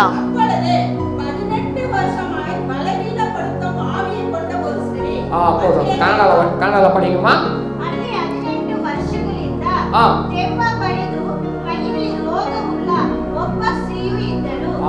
ಸಾಕು. ಅಪ್ಪ அந்த பெண்ணு யாரா இருக்கறா? ಆ ಹೆಣ್ಣು ಯಾರಾಗಿದ್ದಾರೆ? ಪಿಶಾಚಾಲ ಕಟ್ಟಪಟ್ಟ பெண்ணு ಅವ. ಅವ ದೆವ್ವಗಳಿಂದ ಕಟ್ಟಲ್ಪಟ್ಟಿರುವ ಬಂಧಿಸಲ್ಪಟ್ಟಿರುವ ಹೆಣ್ಣಾಗಿದ್ದಾಳೆ. ಈಗ ಅನೇಕರು ವ್ಯಾಧಿಯಲ್ಲಿ ಇರುವುದಕ್ಕೆ ಕಾರಣ ಏನು? ಈಗ ಅನೇಕರು ವ್ಯಾಧಿಯಲ್ಲಿ ಇರುವುದಕ್ಕೆ ಕಾರಣವೇನು? ಪಿಶಾಚು. ದೆವ್ವ. ಪಿಶಾಚು ವ್ಯಾಧಿ ಕೊಂಡು ಸೈತಾನನ ವ್ಯಾಧಿಗಳನ್ನು ಕೊಂಡು ಬಂದು ಹಾಕುತ್ತಾನೆ. ಸೈತಾನನಿಗೆ ಸ್ಥಳ ಕೊಡಬೇಡಿ. ನೀವು ಸ್ಥಳ ಕೊಟ್ಟರೆ ಆತನ ಒಳಗಡೆ ಬರುತ್ತಾನೆ. ಒಳಗಡೆ ಬಂದು ಏನ್ ಮಾಡುತ್ತಾನೆ? ನಿಮ್ಮ ಶರೀರವನ್ನು ಬಲಹೀನಪಡಿಸುತ್ತಾನೆ. ಆತನು ಕಲ್ಲನು, ಆತನು ನಾಶ ಮಾಡುವವನು, ಆತನು ಕೊಲ್ಲುವವನು. ಅರ್ಥ ಆಗ್ತಾ ಇದೆಯಾ? ಕಲ್ಲ ನಮ್ಮ ಮನೆಗೆ ಇಟ್ಕೊಳ್ಳೋಣ. ಆಮೇನ್. ಲತಾಕ திருடனை நம்பி சாவி கொடுத்துட்டு வருவீங்களா? ನೀವು ಕಲ್ಲನ್ನ ನಂಬಿ ನಿಮ್ಮ ಮನೆ ಬೀಗದ ಕೈ ಆತನ ಕೈ ಕೊಡ್ತೀರಾ? ಇಲ್ಲ, ನೀங்களே வச்சுக்குவீங்க. ಇಲ್ಲ, ನೀವೇ ಹುಷಾರಾಗಿ ಇಟ್ಕೊಳ್ತೀರಾ. ನಂಬಿಕೆ ಇರ್ತಾ ಮಟ್ಟ ಕೊಡ್ತಿட்டு வருவீங்க. ನಾವು ನಂಬಿಕೆ ಇದ್ದ ಮಾತ್ರ ಅವ ಕೈ ಕೊಟ್ಟು ಬರ್ತೀವಿ. திருட ಯಾರು? ಕಲ್ಲ ಯಾರು? திருடுறவன். ಕಲ್ಲು ಕದಿಯುವನು. ಅವನಿಗೆ என்ன வேணும்? ಆತನಿಗೆ ಏನು ಬೇಕು? எப்படியாவது உங்க சமாதானத்தை கெடுக்கணும். ಹೇಗಾದ್ರೂ ನಿಮ್ಮ ಸಮಾಧಾನ ಕದಿಬೇಕು. ಕುಟುಂಬದ ಕಣವ ಮನವಿ நல்லா இருக்க கூடாது. ಕುಟುಂಬದಲ್ಲಿ ಗಂಡ ಹೆಂಡತಿ ಚೆನ್ನಾಗಿರಬಾರದು. வாழவே விடக்கூடாது. ಅವರು ಇಬ್ಬರು ಬದುಕುವುದಕ್ಕೆ ಬಿಡಬಾರದು. ಎಷ್ಟೋ பேருக்கு என்கிட்ட ರಿಕ್ವೆಸ್ಟ್ கொடுக்குறாங்க. ಎಷ್ಟೋ ಜನ ನಮ್ಮಲ್ಲಿ ರಿಕ್ವೆಸ್ಟ್ ಮಾಡ್ಕೊಳ್ತಾರೆ. ಕುಟುಂಬದ ಕಣವ ಮನವಿ ಗುರುಮನವ ಇರುವುದ. ಕುಟುಂಬದಲ್ಲಿ ಗಂಡ ಹೆಂಡತಿ ಒಂದು ಮನಸ್ಸಾಗಿದ್ದರೆ அதுதான் பரலோகம். ಅದೇ ಪರಲೋಕವಾಗಿರುತ್ತದೆ. ಆಮೆನ್. ಜೋರಾಗಿ ஹalleluya. ஹalleluya. ஹalleluya. ஹalleluya. ಕುಟುಂಬ ಪರಲೋಕமா ಮಾರಾಮ ಇರಕ್ಕೆ ನೀಗ ತಲೆಯಾರಕ ಕೂಡಾ. ನಿಮ್ಮ ಕುಟುಂಬ ಪರಲೋಕವಾಗಿ ಮಾರದೆ ಮಾರಬಾರದೆಂಬುದಕ್ಕೆ ನೀವು ತಡೆಯಾಗಿರಬಾರದು. அந்த தட பிசாசு தான் போடுது. ಆ ತಡೆ ಸೈತಾನೇ ಕೊಂಡು ಬಂದು ಹಾಕಿರುವುದು. நீங்க இன்னும் தடையாರಕ ಕೂಡಾ. ನಾವಿನ್ನೂ ಅದಕ್ಕೆ ಹೆಚ್ಚಾಗಿ ತಡೆಯಾಗಿರಬಾರದು. ஒருவேளை உங்க தவறா இருக்கலாம். ಒಂದು ವೇಳೆ ಅದು ನಮ್ಮ ತಪ್ಪು ಕೂಡ ಇರಬಹುದು. ಯಾರು ತಪ್ಪು ಅಂತ ತಿಳಿಯಲ್ಲ. ಆದ್ರೆ ಒಂದು ವೇಳೆ ಯಾರ್ದು ತಪ್ಪು ಅಂತ ಕೂಡ ನಮಗೆ ಗೊತ್ತಿಲ್ಲದೆ ಅರ್ಥವಾಗದಿರಬಹುದು. ನೀವು ಸರಿಪಡಿಸಿಕೊಳ್ಳಿ. ಆಮೇಲೆ ನಾವು ಅದನ್ನು ಕ್ಷಮಿಸಿ ಬಿಟ್ಟುಕೊಟ್ಟು ಸರಿಪಡಿಸಿಕೊಳ್ಳಬೇಕು. ಎಷ್ಟು ಜನಕ್ಕೆ ಇದು ಅರ್ಥ ಆಗ್ತಾ ಇದೆ? ಹalleluya. ಹalleluya. ಕುಟುಂಬ ಅಂದರೆ ದೇವರ ದೃಷ್ಟಿಯಲ್ಲಿ ಅದು ವಿಶೇಷವಾದದ್ದು. ಹalleluya.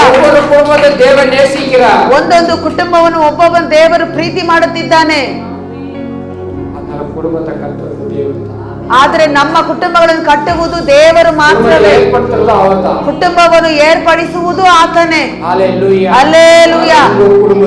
ನೋಡಿ, ನಿಮ್ಮ ಕುಟುಂಬದಲ್ಲಿ ಸಮಸ್ಯೆಗಳಿಗೆ ತೊಂದರೆಗಳಿಗೆ ಸ್ಥಳ ಕೊಡಬೇಡಿ.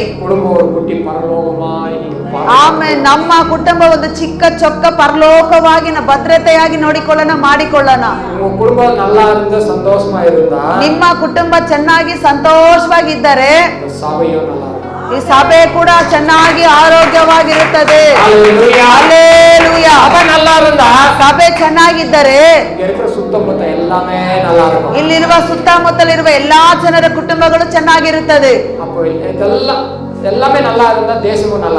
ಎಲ್ಲ ಚೆನ್ನಾಗಿದ್ರೆ ನಮ್ಮ ದೇಶವೂ ಚೆನ್ನಾಗಿರುತ್ತದೆ. ಕಾರಣ ಕುಟುಂಬ. ಆಮೇಲೆ ಇಷ್ಟು ಚೆನ್ನಾಗಿ ಆಶೀರ್ವಾದವಾಗಿ ಇರುವುದಕ್ಕೆ ಒಂದೇ ಕಾರಣ ನಮ್ಮ ಕುಟುಂಬ. ನಮ್ಮ ಕುಟುಂಬದಲ್ಲಿ 1000 ಪ್ರಶ್ನೆ ವச்சிದೆ. ನಮ್ಮ ಕುಟುಂಬದಲ್ಲಿ ಸಾವಿರಾರು ಸಮಸ್ಯೆಗಳು ಇಟ್ಕೊಂಡು ದೇಶದ ಆಶೀರ್ವಾದಿ ಆಂಡವರೇ, ದೇಶವನ್ನು ಆಶೀರ್ವದಿಸು ದೇವರೇ. ಕುಟುಂಬಕ್ಕೆ ಜಮಿ ಮೊದಲು ನಮ್ಮ ಕುಟುಂಬಕ್ಕೆ ನಾವು ಪ್ರಾರ್ಥನೆ ಮಾಡುವವರಾಗಿರಬೇಕು. ಕುಟುಂಬದಲ್ಲಿ ಹೇಳಕ್ಕೆ ಆಗದಷ್ಟು ಸಮಸ್ಯೆ. ಮೊದಲು ನಮ್ಮ ಕುಟುಂಬವನ್ನು ಕಟ್ಟುವವರಾಗಿರೋಣ. ದೇವರ ಸಮ್ಮುಖದಲ್ಲಿ ಮೊಣಕಾಲು ಊರೋಣ. ನಮ್ಮ ಮೊದಲು ಕುಟುಂಬಕ್ಕಾಗಿ ಪ್ರಾರ್ಥನೆ ಮಾಡೋಣ. ಹಲ್ಲೆಲೂಯಾ. ನೀವು ಇದರಲ್ಲಿ ಜೀವನದಲ್ಲಿ ದೇವರಿಗೆ ಸ್ಥಳ ಕೊಡು. ನನ್ನ ಕುಟುಂಬವನ್ನು ದೇವರೇ ನೀನೇ ಆಳಿಗೆ ಅಥಾರಿಟಿ ಎಲ್ಲ ಮಾಡ್ಬೇಕೆಂಬುದಾಗಿ ಮೊದಲು ಸ್ಥಾನ ಆತನಿಗೆ ಕೊಡ್ರಿ. ಆತನೇ ತಲೆ, ಆತನೇ ನಮ್ಮ ಯಜಮಾನನು. ಹಲ್ಲೆಲೂಯಾ. ಯೆಹೋವನು ಯಾವಾಗ್ಲೂ ನೆಲೆಗೊಂಡಿರೋಣ. ಆಮೇಲೆ ನಮ್ಮ ಸಮಸ್ಯೆಗಳು ಕುಟುಂಬದಲ್ಲಿ ಬರುವುದಕ್ಕೆ ನಾವು ತಡೆಯಾಗಿರೋಣ. ನೀವು ಮಲಗಿ ನಿದ್ದೆ ಮಾಡೋದಕ್ಕೆ ಮುಂಚಿತವಾಗಿ ನಿಮ್ಮ ಡೋರಲ್ಲಿ ಕದಗಳ ಮೇಲೆ ಕೈಗಳನ್ನು ಇಟ್ಟು ಪ್ರಾರ್ಥನೆ ಮಾಡಿ. ನೀವು ನಾಚಿಕೆ ಪಡಬೇಡಿ. ನಿಮ್ಮ ಅಡಿಗೆ ಮನೆಗೆ ಹೋಗಿ ಪ್ರಾರ್ಥನೆ ಮಾಡಿ. ನಿಮ್ಮ ಬೆಡ್ರೂಮ್ ಅಲ್ಲಿ ಹೋಗಿ ಪ್ರಾರ್ಥನೆ ಮಾಡಿ. ನಿಮ್ಮ ಹಾಲ್ ಅಲ್ಲಿ ನಿಂತ್ಕೊಂಡು ಪ್ರಾರ್ಥನೆ ಮಾಡಿ. ಅದಾದ ನಂತರ ಹೋಗಿ ನೀವು ಮಲಗಿ ನಿದ್ದೆ ಮಾಡಿ. ಯಾಕಂದ್ರೆ ನೀವು ಮಲಗಿ ನಿದ್ದೆ ಮಾಡುವಾಗ ಶತ್ರು ಯಾವಾಗ ಬೇಕಾದ್ರೂ ಬಂದು ನುಗ್ಗಬಹುದು. ಆದುದರಿಂದ ಪ್ರಾರ್ಥನೆಯಲ್ಲಿ ಭದ್ರತೆ ಪಡಿಸಿ ನೀವು ಮಲಗಿ ನಿದ್ದೆ ಮಾಡಿ. ನೀವು ದೇವರ ಕೈಯಲ್ಲಿ ಅದನ್ನು ಒಪ್ಪಿಸಿ ಕೊಡಿರಿ. ಆಮೇಲೆ ನೀವು ಮಲಗಿ ಎದ್ದೇಳುವ ತನಕ ನಿಮ್ಮ ಮನೆಯನ್ನು, ನಿಮ್ಮ ಎಲ್ಲಾ ಕಾರ್ಯವನ್ನು ಆತನು ಕಾವಲಾಗಿ ಕಾದು ಕಾಪಾಡುತ್ತಾರೆ. Hallelujah, hallelujah. ನಾವು ಯಾವಾಗ ನಮ್ಮ ಕುಟುಂಬ ದೇವರಲ್ಲಿ ಇದ್ದಾರೆ. ನಮ್ಮ ಕುಟುಂಬಗಳು ಯಾವಾಗಲೂ ದೇವರಲ್ಲಿ ಇದ್ದಾರೆ. ಸೈತಾನ್ ನಿಮ್ಮ ಪಕ್ಕದಲ್ಲೇ ಬರುವುದಿಲ್ಲ. ಯಾಕಂದ್ರೆ ಲೋಕದಲ್ಲಿ ಇರುವವನಿಗಿಂತಲೂ ಆಮೇಲೆ ನಮ್ಮ ಒಳಗಡೆ ಇರುವ ನಮ್ಮೊಂದಿಗಿರುವ ದೇವರು ಮಹಾ ದೊಡ್ಡವರಾಗಿದ್ದಾರೆ. ಹಲ್ಲೆಲೂಯಾ. ಯೆಹೋವನಿಗೆ ಭಯ ಪಡುವವರು ಆಮೇನ್ ಆಯುಸ್ಸು ದಿನಗಳನ್ನು ಅದು ಹೆಚ್ಚುತ್ತದೆ. ಮಲ್ಕಿಯ 4ನೇ ಅಧ್ಯಾಯದಲ್ಲಿ 2ನೇ ವಚನ, ಹಳೆ ಒಡಂಬಡಿಕೆ ಲಾಸ್ಟ್ ಪುಸ್ತಕ. ಆದರೂ ನನ್ನ ನಾಮದಲ್ಲಿ ಭಯಭಕ್ತಿ ಇಟ್ಟಿರುವ ನಿಮಗೋ ಸೂರ್ಯನು ಉದಿಕ್ಕೋ ಧರ್ಮವೆಂಬ ಸೂರ್ಯನು ಉದಯಿಸುವನು. ಅದರ ಸ್ವಸ್ಥತೆ ಅದರ ರೆಕ್ಕೆಯ ಕೆಳಗಡೆ ಅದರ ಕಿರಣಗಳು ಉಳ್ಳವನಾಗಿ ಆರೋಗ್ಯ ಇರುತ್ತದೆ. ಅದರ ಹಾಗೆ ನೀವು ಹೊರಟು ಹೋಗಿ ನೀವು ಕರುಳಿನ ಅಂತೆ ನೀವು ಬಲಿಷ್ಠ ಕರುಳಿನ ಹಾಗೆ ಬದುಕುವಿರಿ.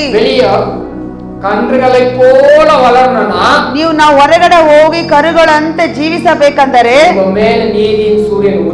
ನಿಮ್ಮ ಮೇಲೆ ನೀತಿಯ ಸೂರ್ಯನು ಉದಯಿಸಬೇಕು. ನಮ್ಮ ಮೇಲೆ ಧರ್ಮವೆಂಬ ಸೂರ್ಯನು ಉದಯಿಸಬೇಕಂದರೆ ಆಮೇಲೆ ನೀವು ದೇವರ ನಾಮಕ್ಕೆ ಭಯಭಕ್ತಿ ಉಳ್ಳವರಾಗಿರಬೇಕು. ಹಲ್ಲೆಲೂಯಾ. ಡಾಕ್ಟರ್ ಎಲ್ಲ ಹೇಳುತ್ತಾರೆ ನಮ್ಮ ಶರೀರದಲ್ಲಿ ಡಿ ಪೋರ್ಷನ್ ಅದೇನಾದ್ರೂ ಸ್ವಲ್ಪ ಕೊರತೆ ಆದರೆ ಡಿ ವಿಟಮಿನ್ ಕಡಿಮೆ ಆದ್ರೆ ಅದು ದಿನ ಬೆಳಗ್ಗೆ ಎದ್ದು ಸೂರ್ಯನ ಕಿರಣಗಳಲ್ಲಿ ನಿಂತ್ಕೊಳ್ಳಿ ಅಂತ ಹೇಳ್ತಾರೆ. ಅದು ಎಳೆ ಬಿಸಿಲಲ್ಲಿ 7 ರಿಂದ 8 ಗಂಟೆ ಒಳಗಡೆ ಸೂರ್ಯ ಆ ಸೂರ್ಯನ ಕಿರಣಗಳು ನಮ್ಮ ಶರೀರದ ಮೇಲೆ ಬೀಳುವಾಗ ಆ ಡಿ ವಿಟಮಿನ್ ನಮಗೆ ಸಿಗುತ್ತದೆ. ಅರ್ಥ ಆಗ್ತಾ ಇದೆಯಾ? ಹಲ್ಲೆಲೂಯಾ. ನನಗೂ ಕೂಡ ಇದೆಲ್ಲ ಗೊತ್ತಿಲ್ಲದೆ ಇತ್ತು. ಮನೆ ಮುಂದೆ 2 ಮರ ಇತ್ತು. ಯಾವಾಗ್ಲೂ ನಮ್ಮ ಅತ್ತೆ ಅವರು ಹೇಳ್ತಾ ಇದ್ರು ಈ ಗಿಡ ಬೆಳಿತಾನೆ ಇಲ್ಲ, ಈ ದೊಡ್ಡ ಮರವಾಗಿರುವ ಎಲ್ಲವನ್ನು ಸ್ವಲ್ಪ ಟ್ರಿಮ್ ಮಾಡಿ ಕತ್ತರಿಸಿ ಬಿಟ್ಬಿಡು ಅಂತ ಹೇಳ್ತಾ ಇದ್ರು. ಇದೆಲ್ಲ ಸುತ್ತಲೂ ಸ್ವಲ್ಪ ಕಟ್ ಮಾಡು. ನಾನ್ ಕೇಳ್ದೆ ಈ ಮರ ಕಟ್ ಮಾಡಿದ್ರೆ ಈ ಮರ ಬೆಳೆಯುತ್ತಾ? ಆಗಲ್ಲ. சூரிய வெளிச்சம் அது மேல பட்டுச்சுன்னா, ಸೂರ್ಯನ ಬೆಳಕು ಕಿರಣಗಳು ಅದರ ಮೇಲೆ ಬಿದ್ದರೆ அந்த மரம் நல்லா வளரணும். ಆ ಚಿಕ್ಕ ಬೆಳೆದೇ ಇರುವ ಗಿಡ ಬೇಗ ಬೆಳೆಯುತ್ತದೆ ಎಂಬುದಾಗಿ. படலையோ ಯಾವುದ್ರ ಮೇಲೆ ಬಿಸಿಲು ಬೀಳದಿಲ್ವೋ அது அந்த அளவுக்கு வளராது. ಅದು ಅಷ್ಟು ಬೇಗ ಚೆನ್ನಾಗಿ ಅದು ಬೆಳೆಯುವುದು ಸಾಧ್ಯವಿಲ್ಲ. எவ்வளவு பேருக்கு புரியுது? ಇದು ಎಷ್ಟು ಜನಕ್ಕೆ ಅರ್ಥವಾಗ್ತಾ ಇದೆ? அதுபோலதான் ಅದೇ ರೀತಿಯಾಗಿ நீதியின் சூரியனாகிய இயேசு ಅಪ್ಪ ನೀತಿಯ ಸೂರ್ಯನಾದ உங்க ಯೇಸು மேல உதிச்சா ನಿಮ್ಮ ಮೇಲೆ ಉದಯಿಸಿದರೆ உங்களுக்கு ஆரோக்கியம், ನಿಮಗೆ ಆರೋಗ್ಯ. இதுல கொடுக்கிற கன்ற போல நீங்க வளருவீங்க. ನೀವು ಹೊರಗಡೆ ಅಪ್ಪ ಕರುಳಿನ ಅಂತೆ ಬುಷ್ಟಿಯಾಗಿ ಒಂದು ಓಡಾಡಿ ಆಟ ಆಡುವಿರಿ. எல்லாமே அவருக்கு தெரியப்படுத்து. ಇದು ಎಲ್ಲವೂ ಆತನಿಗೆ ತಿಳಿಯಪಡಿಸಿರಿ. என்ன காரியமானாலும் சரி, ನಿಮ್ಮ ಜೀವನದಲ್ಲಿ ಎಂಥ ಒಂದು ಸಮಸ್ಯೆ ಕಾರ್ಯವಾಗಿದ್ದರೂ ಸರಿ, டாக்டர் சொல்லிட்டாங்க ಅಯ್ಯೋ ಡಾಕ್ಟರ್ ಹೇಳಿದ್ರು இது அவ்வளவுதான், ಇದು ಅಷ್ಟೇ, முடிவு எடுக்காதீங்க. ನೀವೇ ತೀರ್ಮಾನ ಮಾಡಬೇಡಿ. பெரிய டாக்டர் ஒருத்தர் இருக்கிறார், ದೊಡ್ಡ ಡಾಕ್ಟರ್ ಒಬ್ರು ಇದ್ದಾರೆ. 2 ராஜாக்கள் 2 ಅರಸುಗಳು 20ஆம் அதிகாரம் 20ನೇ ಅಧ್ಯಾಯ 2வது வசனம். 2ನೇ ವಚನ. அப்பொழுது எசேக்கியா ஆ. தன் முகத்தை சுவர்புறமாக திருப்பிக் கொண்டு ஆ. கர்த்தரை நோக்கி, கர்த்தாவே, நான் உமக்கு முன்பாக உண்மையும் உத்தமமாய் நடந்து ஆ. உமது பார்வைக்கு நலமானதை செய்தேன் என்பதை ஆ. நினைத்தருளும் என்று விண்ணப்பம் பண்ணினான். எசேக்கியா மிகவும் அழுதான். ஹalleluya. ಹಲ್ಲೇಲೂಯಾ. நலமானது செய்தேன் என்பதை நினைத்தருளும் ನಾನು ಒಳ್ಳೆಯದನ್ನು ಮಾಡಿದ್ದೇನೆಂಬುದಾಗಿ ನೀನು ನೆನಪು ಮಾಡಿಕೋ என்று விண்ணப்பம் பண்ணினான் ಎಂದು எசேக்கியா. ಪ್ರಾರ್ಥಿಸಿದನು. ಅದು ಮಾತ್ರವಲ್ಲ, ಅದು ಮಾತ್ರವಲ್ಲ, ಆದರೆ ಬಹಳವಾಗಿ ಅತ್ತನು அழுது ஜெபிக்கிறான். ಆತನು ಕಣ್ಣೀರ್ ಬಿಟ್ಟು ಹತ್ತು ಪ್ರಾರ್ಥನೆ ಮಾಡುತ್ತಿದ್ದಾನೆ. முதல் வசனம் வாசிமா. ಮೊದಲನೇ ವಚನ. அந்நாட்டில் எசேக்கியா ஆ. வியாதிப்பட்டு மரணத்துக்கு ஏதுவாயிருந்தான். ஆ. அப்பொழுது ஆமோத்தின் குமாரனாகிய ஏசாயா ஆ. என்னும் தீர்க்கதரிசி அவனிடத்தில் வந்து அவனை நோக்கி, நீர் உமது வீட்டு காரியத்தை ஒழுங்குபடுத்தும், ஆ. நீர் பிழைக்க மாட்டீர், மரித்துப் போவீர் என்று கர்த்தர் சொல்கிறார் என்றான். பாருங்க, எசேக்கியா வியாதிப்பட்டுட்டான். ಹಿಜ್ಕಿಯನು ವ್ಯಾಧಿಯಲ್ಲಿದ್ದಾನೆ. இப்போ பிரவாதி வந்து சொல்றாரு, ಈಗ ಪ್ರವಾದಿ ಬಂದು ಹೇಳುತ್ತಿದ್ದಾರೆ, வீட்டு காரியத்தை எல்லாம் ஒழுங்குபடுத்திக்கோ, ನಿನ್ನ ಮನೆಯ ಎಲ್ಲಾ ವಿಷಯವನ್ನು ವ್ಯವಸ್ಥೆ ಸರಿಪಡಿಸಿಕೋ, என்னென்ன செய்யணும் எல்லாம் செஞ்சுக்கோ, ಎಲ್ಲವನ್ನು ಸರಿಯಾಗಿ ಕ್ರಮವಾಗಿ ಮಾಡಿಕೋ. இல்லைன்னா அது பிற்பாடு கஷ்டம். ಯಾಕಂದ್ರೆ ನಂತರ ಅದು ತುಂಬಾ ಕಷ್ಟವಾಗುತ್ತದೆ. சில என்ன செய்வாங்கன்னா, ಕೆಲವು ಏನ್ ಮಾಡ್ತಾರಂದ್ರೆ மரித்து போறதுக்கு முன்னாடியே ಸತ್ತು ಮರಣವನ್ನು ಹೊಂದುವುದಕ್ಕೆ ಮುಂಚಿತವಾಗಿ வீட்டு காரியத்தெல்லாம் ஒழுங்குபடுத்துறதுக்கு ಕೆಲವು ಮನೆ ಕಾರ್ಯಗಳನ್ನೆಲ್ಲ ಸರಿಪಡಿಸುವುದಕ್ಕೆ பிள்ளைங்களை எல்லாரையும் கூப்பிட்டு ಮಕ್ಕಳನ್ನೆಲ್ಲ ಕರೆಸಿ யாராருக்கு என்னென்ன சொத்து, ಯಾರ್ಯಾರಿಗೆ ಏನೆಲ್ಲ ಆಸ್ತಿ ಬೇಕು, யாருக்கு என்னென்ன செய்யணும், ಯಾರ್ಯಾರಿಗೆ ಏನೆಲ್ಲ ಮಾಡ್ಬೇಕು, யாருக்கெல்லாம் கல்யாணம் பண்ணி வைக்கணும், ಯಾರ್ಯಾರಿಗೆ ಏ ರೀತಿ ಮದುವೆ ಮಾಡ್ಬೇಕು, அவங்க இருக்கும் போதுவே செஞ்சு வச்சிருவாங்க. ಅವ್ರು ಇರುವಾಗಲೇ ಎಲ್ಲವನ್ನು ಮಾಡಿ ಮುಗಿಸುತ್ತಾರೆ. சில பேர் இருக்கிறாங்க, ಕೆಲವರು ಇದ್ದಾರೆ, இதெல்லாம் செஞ்சு வச்சுட்டா ಇದೆಲ್ಲ ಮಾಡಿದ್ರೆ நமக்கு சோறு போட மாட்டாங்க. ನಮ್ಗೆ ಯಾರು ಊಟ ಹಾಕೋದಿಲ್ಲ. அதான் என்ன பண்றாங்கன்னா, யாரும் இந்த காலத்துல இப்ப செய்யறதே இல்ல. ಅದರಿಂದ ಇವಾಗ ಭಯ ಬಿತ್ಕೊಂಡು ಯಾರು ಮದುವೆ ಮಾಡೋದಿಲ್ಲ. அதுக்கப்புறம் செத்து போயிட்டா ಅದಾದ್ಮೇಲೆ ಸತ್ತೋದ್ಮೇಲೆ எத்தனையோ பேர் அச்சுக்குவாங்க அதுக்காக. ಎಷ್ಟೋ ಜನ ಅದಕ್ಕಾಗಿ ಒಡೆದಾಡುತ್ತಾರೆ, ಒಡ್ಕೊಳ್ತಾರೆ, ಜಗಳ ಮಾಡ್ತಾರೆ. சொல்லியிருப்பாங்க, அவங்க ಉಯಿರೋட இருப்பது நான் பணம் கொடுத்திருந்தேன், ಕೆಲವರು ಹೇಳ್ತಾರೆ, ಅವ್ರು ಜೀವಂತವಾಗಿರುವಾಗ ನಾನು ಅವ್ರಿಗೆ ಹಣ ಕೊಟ್ಟೆ, இன்னும் கொஞ்சம் பேலன்ஸ் பணம் கூட அப்போ இந்த இடத்தை எழுதி கொடுக்குறேன்னு சொன்னா, ಆ ಮನುಷ್ಯ ಹೇಳಿದ ಇನ್ನ ಸ್ವಲ್ಪ ನನಗೆ ಹಣ ಕೊಡಪ್ಪ, ಈ ಸಲ ನಿನಗೆ ಬರ್ಕೊಡ್ತೀನಿ ಎಂಬುದಾಗಿ ಹೇಳಿದ್ದ. நானும் பணம் கொடுக்கல, ನಾನು ಹಣ ಕೊಡ್ಲಿಲ್ಲ, கொடுக்கறதுக்குள்ள அவன் செத்து போயிட்டான். ನಾನ್ ಕೊಡೋ ಅಷ್ಟರಲ್ಲಿ ಆತನ್ ಸತ್ತೋದ. பிள்ளைங்க கிட்ட போய் கேட்டா ಮಕ್ಕಳ ಹತ್ರ ಹೋಗಿ ಕೇಳಿದ್ರೆ எங்களுக்கு தெரியாது, ನನಗೆ ಅದಕ್ಕೂ ಸಂಬಂಧ ಇಲ್ಲ, நாங்க கொடுக்க மாட்டோம்ன்றாங்க. ನಾವು ಕೊಡೋದಿಲ್ಲ ಅಂತ ಹೇಳ್ತಾರೆ. என்ன பண்றதுன்றாங்க. ಇವಾಗ ಏನ್ ಮಾಡೋದಂತ ಹೇಳ್ತಾರೆ. அதுதான் சொல்றது. ಅದಕ್ಕೆ ಹೇಳೋದು, பைபிள் தெளிவா நமக்கு எச்சரிக்கை பண்ணிருக்கு. ಬೈಬಲ್ ಸ್ಪಷ್ಟವಾಗಿ ನಮಗೆ ಎಚ್ಚರಿಕೆ ಮಾಡ್ತಾ ಇದೆ. வீட்டு காரியத்தை ஒழுங்குபடுத்துங்க. ನಮ್ಮ ಮನೆ ಕಾರ್ಯಗಳನ್ನು ನಾವು ಅದನ್ನು ಕ್ರಮವಾಗಿ ಮಾಡಿ ಇಡಬೇಕು. இருக்கும்போது என்னென்ன செய்யணுமோ கரெக்டா செய்யுங்க. ನಾವು ಇರುವಾಗಲೇ ನಮ್ಮ ಮಕ್ಕಳಿಗೆ ಎಲ್ಲರೂ ಏನನ್ನೆಲ್ಲ ಮಾಡಬೇಕು ಅದನ್ನು ಸರಿಯಾಗಿ ಮಾಡಿಡಬೇಕು. செத்து போன பிறகு புள்ளிங்க தான் அச்சுக்கணும். ಅದು ಸತ್ತು ಹೋದ ಮೇಲೆ, ತಂದೆ ತಾಯಿಗಳು ಸತ್ತು ಹೋದ ಮೇಲೆ ಮಕ್ಕಳೇ ಒಡ್ಕೊಂಡು ಜಗಳ ಮಾಡ್ತಾರೆ. தேவனுடைய வார்த்தை தெளிவா சொல்லுது. ದೇವರ ವಾಕ್ಯವು ನಮಗೆ ಸ್ಪಷ್ಟವಾಗಿ ಹೇಳ್ತಾ ಇದೆ, மரித்து போவா, ನೀನು ಈಗ ಮರಣವನ್ನು ಹೊಂದುವಿ, வீட்டு காரியத்தை ஒழுங்குபடுத்து. ನಿನ್ನ ಮನೆಯ ವಿಷಯವನ್ನು ಎಲ್ಲವನ್ನು ವ್ಯವಸ್ಥೆ ಮಾಡು ಎಂಬುದಾಗಿ. இசையா என்ன செய்தான்? ಎಜೆಕಿಯೇಲನು ಏನು ಮಾಡಿದನು? அதை கேட்டு ಅದನ್ನು ಕೇಳಿ அந்த சமூகத்துல போய் ದೇವರ ಸಮ್ಮುಖಕ್ಕೆ ಹೋಗಿ முகமாய் திரும்பிக் ಆತನ கொண்டு ಗೋಡೆಯ ಕಡೆಗೆ ತಿರುಗಿಸಿ வாசிக்கிறோம். அப்பொழுது எசேக்கியா தன் முகத்தை சுவர் பக்கமாய் திருப்பிக் கொண்டு ಇದನ್ನು ಕೇಳಿದ ಕೂಡಲೇ ಎಜೆಕಿಯನ ಮೊರೆಯನ್ನು ಗೋಡೆಯ ಕಡೆಗೆ ತಿರುಗಿಸಿ கர்த்தரை நோக்கி விண்ணப்பம் பண்ணினான். ಯೆಹೋವನನ್ನು ನೋಡಿ ಆತನು ವಿಜ್ಞಾಪನೆಯನ್ನು ಮಾಡಿದನು. ஹalleluya. ಹಲ್ಲೆಲೂಯಾ. அந்த ஜெபத்தை கேட்டாரு. ದೇವರ ಪ್ರಾರ್ಥನೆಯನ್ನು ಕೇಳಿದರು. மறுபடியும் தீர்க்கதரிசி அனுப்புறாரு. ಮತ್ತೆ ಪ್ರಾರ್ಥನೆಗೆ ಪ್ರವಾದಿಯನ್ನು ತನ್ನ ಮನೆಗೆ ಕಳಿಸಿದನು. ಎಜೆಕಿಯನೇ, கர்த்தர் உனக்கு 15 வருஷம் ಆಮೆನ್, ದೇವರು ನಿನಗೆ 15 ವರ್ಷ ಕಾಲ நாட்களை கூட்டி கொடுக்கிறார். ಆಯುಷು ದಿನಗಳನ್ನು ನಿನಗೆ ಕೊಟ್ಟಿದ್ದಾರೆ. ಚಪ್ಪಾಳೆ ತಟ್ಟಿ ஹalleluya. ಹಲ್ಲೆಲೂಯಾ. உன்னுடைய ஜெபம் ನಿನ್ನ ಒಂದು ಪ್ರಾರ್ಥನೆ கொண்டு வரும். ಬದಲಾವಣೆಯನ್ನು ಕೊಂಡು ಬರುತ್ತದೆ. ಅದನ್ನು ಯಾರು சொல்லிருக்கலாம், ಆಗೋದಿಲ್ಲ ಅಂತ ಯಾರಾದ್ರೂ ಹೇಳಿರಬಹುದು. நீ முழங்கால் போட்டு ஜெபிக்கும்போது ಆದ್ರೆ ನೀನು ಮೊಣಕಾಲು ಹಾಕಿ ಪ್ರಾರ್ಥನೆ ಮಾಡುವಾಗ ಕಾರ್ಯಗಳೇ ಆಮೆನ್ ಸಾಧ್ಯವಿಲ್ಲದಂತ ಕಾರ್ಯಗಳನ್ನು பண்ணுவார். ದೇವರು ಸಾಧ್ಯವಾಗುವಂತೆ ಮಾಡುತ್ತಾರೆ. கூடாதது ஒண்ணுமே இல்ல. ಆತನಿಂದ ಅಸಾಧ್ಯವಾದದ್ದು ಯಾವುದೂ ಇಲ್ಲ. எல்லாமே ಆತನಿಂದ ಎಲ್ಲವೂ ಸಾಧ್ಯ. ஹalleluya. ಹಲ್ಲೆಲೂಯಾ. பெண்களை யாராவது பிளக்க முடியுமா? ಕೆಂಪು ಸಮುದ್ರವನ್ನು ಯಾರಾದ್ರೂ 2 ಭಾಗ ಮಾಡಕ್ಕಾಗುತ್ತಾ? ಮನುಷ್ಯನಾಲ ಆಗುಮಾ? ಮನುಷ್ಯನಿಂದ ಸಾಧ್ಯ ಉಂಟಾ?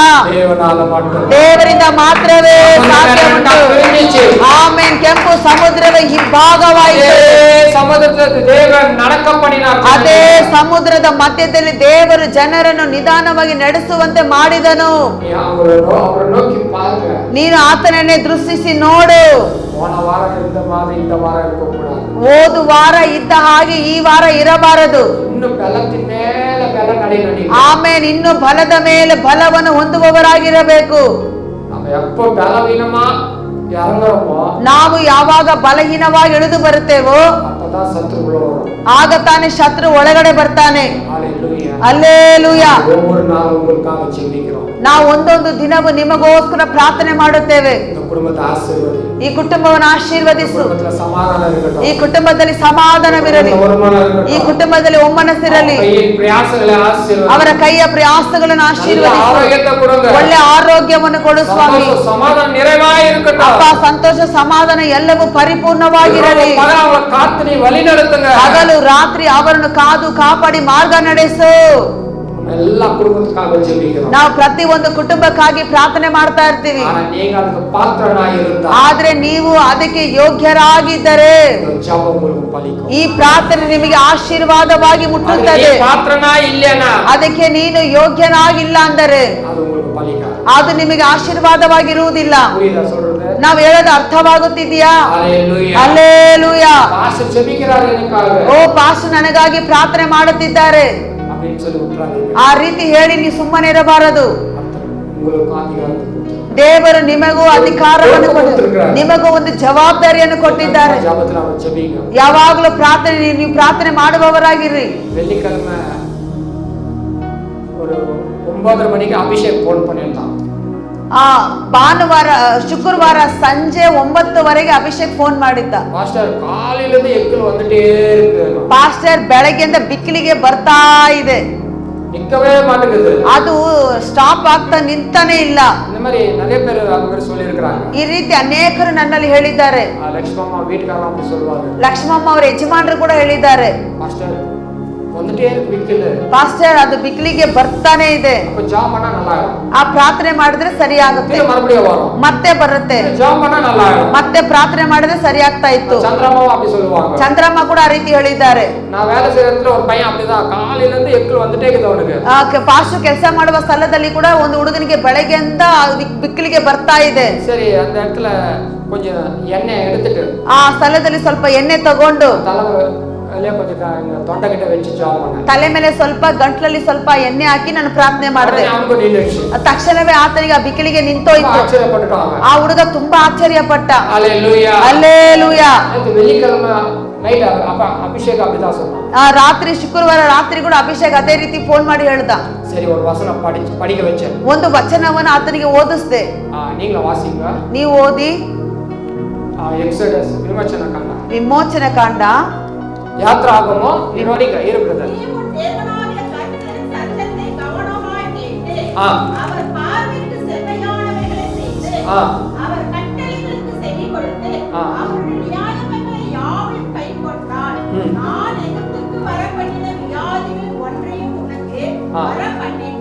பண்ணினேன். நானே பரிகார ஞான கர்த்தர். ஆமென். ஹalleluya. அல்லேலூயா. உங்களுக்கு வியாதி வரக்கூடாது. ನಿನಗೆ ವ್ಯಾಧಿ ಬರಬಾರದು. ಅದಕ್ಕೆ 3 ಕಂಡೀಷನ್ ಆಂಡவர் ಅನ್ನು வச்சிருக்காரு. ಅದಕ್ಕೆ ದೇವರು 3 ಕಂಡೀಷನ್ ನಿಬಂಧನೆಗಳನ್ನು ದೇವರು ಇಟ್ಟಿದ್ದಾರೆ. ஒன்னு என்னமா படிமா? கர்த்தரின் சத்தத்தை கவனமாக கேட்டேன். ஒன்னு கர்த்தருடைய சத்தத்தை கவனமா கேட்கணும். 2 அவர் பார்வைக்கு செம்மையானவை அவருடைய பார்வைக்கு செம்மையானதை நீ செய்யணும். அடுத்தது அவர் கட்டளைகளுக்கு செவி கொடுத்து அவர் கட்டளைகளை நீ செவி கொடுத்து அதன்படி நடக்கணும். அவர் நியாயங்களை யாவையும் கைக்கொண்டால் எல்லாமே நீ கை கொண்டு நடந்தா நான் எகிப்தியருக்கு வரப்பண்ணின வியாதியே ஒன்று ಕೂಡ ಅವರುடைய ನ್ಯಾಯங்களை ಕೈ ಕೊಂಡು ನಡೆದ ದೇವರ ಆಜ್ಞೆಗಳನ್ನೆಲ್ಲವನ್ನು ಕೈಗೊಂಡು ನಡೆದರೆ ಇದಕ್ಕೆ ಬಂದ ವ್ಯಾಧಿಗಳು ಐಗುಪ್ತ ದೇಶಕ್ಕೆ ಬಂದಂತ ವ್ಯಾಧಿ ಒಂದು ಬರಲ್ಲ, ನಿಮಗೆ ಒಂದು ಬರುವುದಿಲ್ಲ. Hallelujah hallelujah. ಆಮಾ ಉண்மை ಕರಗಳ ತಟ್ಟಗ ಹೌದು, ಸತ್ಯ ಇದು. ಜೋರಾಗಿ ನಂಬಿಕೆಯಿಂದ ಹalleluya.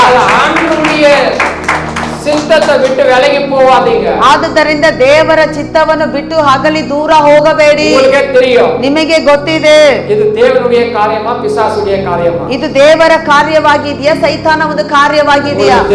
ನಿಮಗೆ ಚೆನ್ನಾಗಿ ಗೊತ್ತಿದೆ. ಇದು ದೇವರ ಒಂದು ಕಾರ್ಯವಾಗಿದೆ.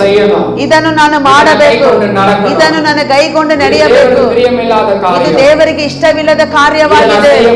ಇದನ್ನು ನಾವು ಮಾಡಬಾರದು. ಅದನ್ನು ಬಿಟ್ಟು ನಾವು ದೂರ ಹಗಲಿ ಹೋಗಬೇಕು. அல்லேலூயா. நமக்கு சொல்லிருக்கேன், ஆசீர்வாதத்துக்கு சாவி வந்து ஞாயிற்றுக்கிழமை ஆராதனை தான்.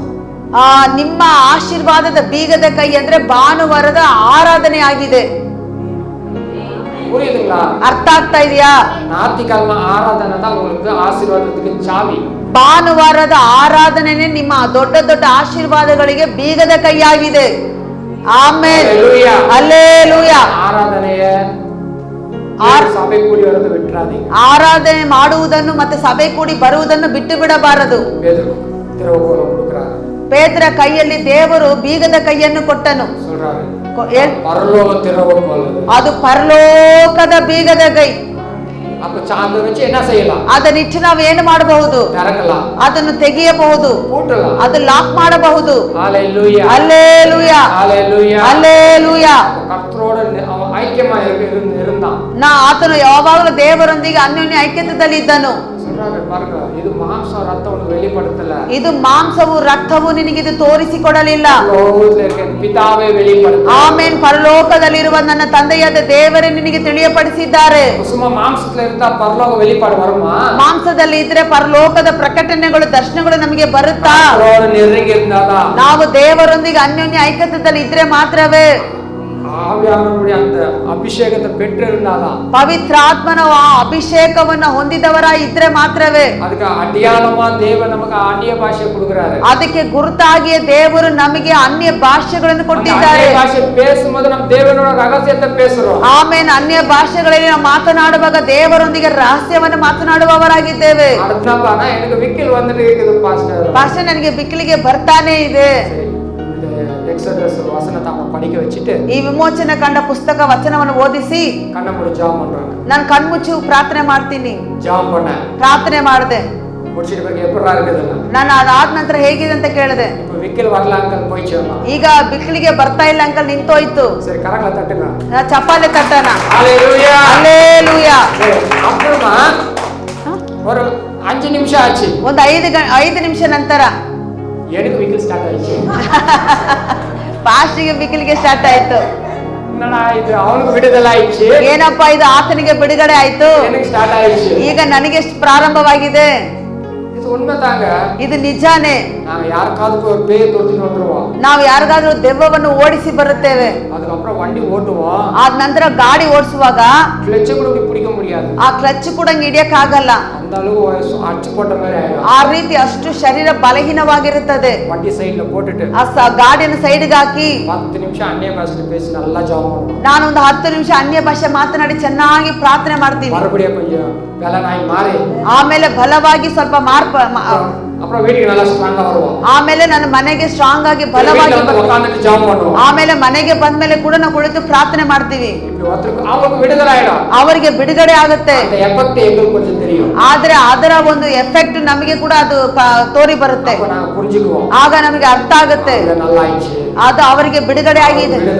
ಅವರಿಗೆ ಪರಿಪೂರ್ಣ ಬಿಡುಗಡೆ ಆಯ್ತು. மறுபடியும் உட்கார்ந்து எங்களை சரி பண்ணுங்க. ಆಗ ನಾವು ದೇವರ ಸಮ ಕುಳಿತು ಪ್ರಾರ್ಥನೆ ಮಾಡಿ ನಮ್ಮನ್ನು ನಾವು ಸರಿ ಮಾಡಿಕೊಳ್ಳುತ್ತೇವೆ. எங்களுக்காக கொஞ்சம் நல்லா ஜெபம் பண்ணுங்க. ಅದಕ್ಕಾಗಿ ನಮಗೋಸ್ಕರ ನೀವು ಚೆನ್ನಾಗಿ ಪ್ರಾರ್ಥನೆ ಮಾಡಿ. ஹalleluya ஹalleluya. அப்போ உட்கார்ந்து half an hour ಕಂಟ್ರೋಲ್ பண்ண ನಾನು ಒಂದು ಅರ್ಧ ಗಂಟೆ ಅದನ್ನ ಕಂಟ್ರೋಲ್ ಮಾಡಿದೆ. எனக்கு நிக்கல. ನನಗೆ ಅದು ನಿಲ್ಲಲಿಲ್ಲ. ಅಮ್ಮ ಕೈಯ ವಚ್ಚಿ 10 ನಿಮಿಷ ಅನ್ಯ ಭಾಷೆ பேசின உடனே ಆಮೇಲೆ ತಲೆ ಮೇಲೆ ಕೈ ಇಟ್ಟು ಅನ್ಯ ಭಾಷೆ ಒಂದು 10 ನಿಮಿಷ ಮಾತಾಡಿದ ನಂತರ ಕಮ್ಮಿ ಆಯ್ತು. ಅದು ತುಂಬಾ ಕಡಿಮೆ ಆಯ್ತು. ಉடನೆ போய் தூங்கிட்டேன். ತಕ್ಷಣ ಹೋಗಿ ನಿದ್ದೆ ಮಾಡಿದೆ. ಇಮಾನುವೇಲ್ ಯಾಕೋ ಬಂದಾನು ಕೂಡ தெரியல சரியா. ಇಮಾನುವೇಲ್ ಯಾವಾಗ ಬಂದ್ರ ಅಂತ ಕೂಡ ಗೊತ್ತಿಲ್ಲ. ಅವತ್ತು ಲೇಟ್ ಆಗಿ ಬಂದಿದ್ದಾರೆ. ஹalleluya ஹalleluya. கர்த்தர் நல்லவராய் இருக்கிறார். ದೇವರು ತುಂಬಾ ಒಳ್ಳೆಯವರಾಗಿದ್ದಾರೆ. அப்போ நம்ம அந்த ஒரு காரியத்தை ஆண்டவருக்கு கொடுக்கும்போது ನಾವು ಒಂದು ಕಾರ್ಯವನ್ನು ದೇವರ ಕೈಗೆ ಕೊಡುವಾಗ ஜெபத்தின் மூலமா அவர் வெற்றியை கொடுக்கிறார். ನಮಗೆ ಪ್ರಾರ್ಥನೆ ಮೂಲಕವಾಗಿ ಆತ ನಮಗೆ ಜಯವನ್ನು ಕೊಡುತ್ತಾರೆ. ஹalleluya ஹalleluya. சீக்கிரம் முடிக்கிற 1 யோவான் 1 ಯೋಹಾನನು 5:16 வாசிக்கலாம். 1 ಯೋಹಾನ 5:16 16.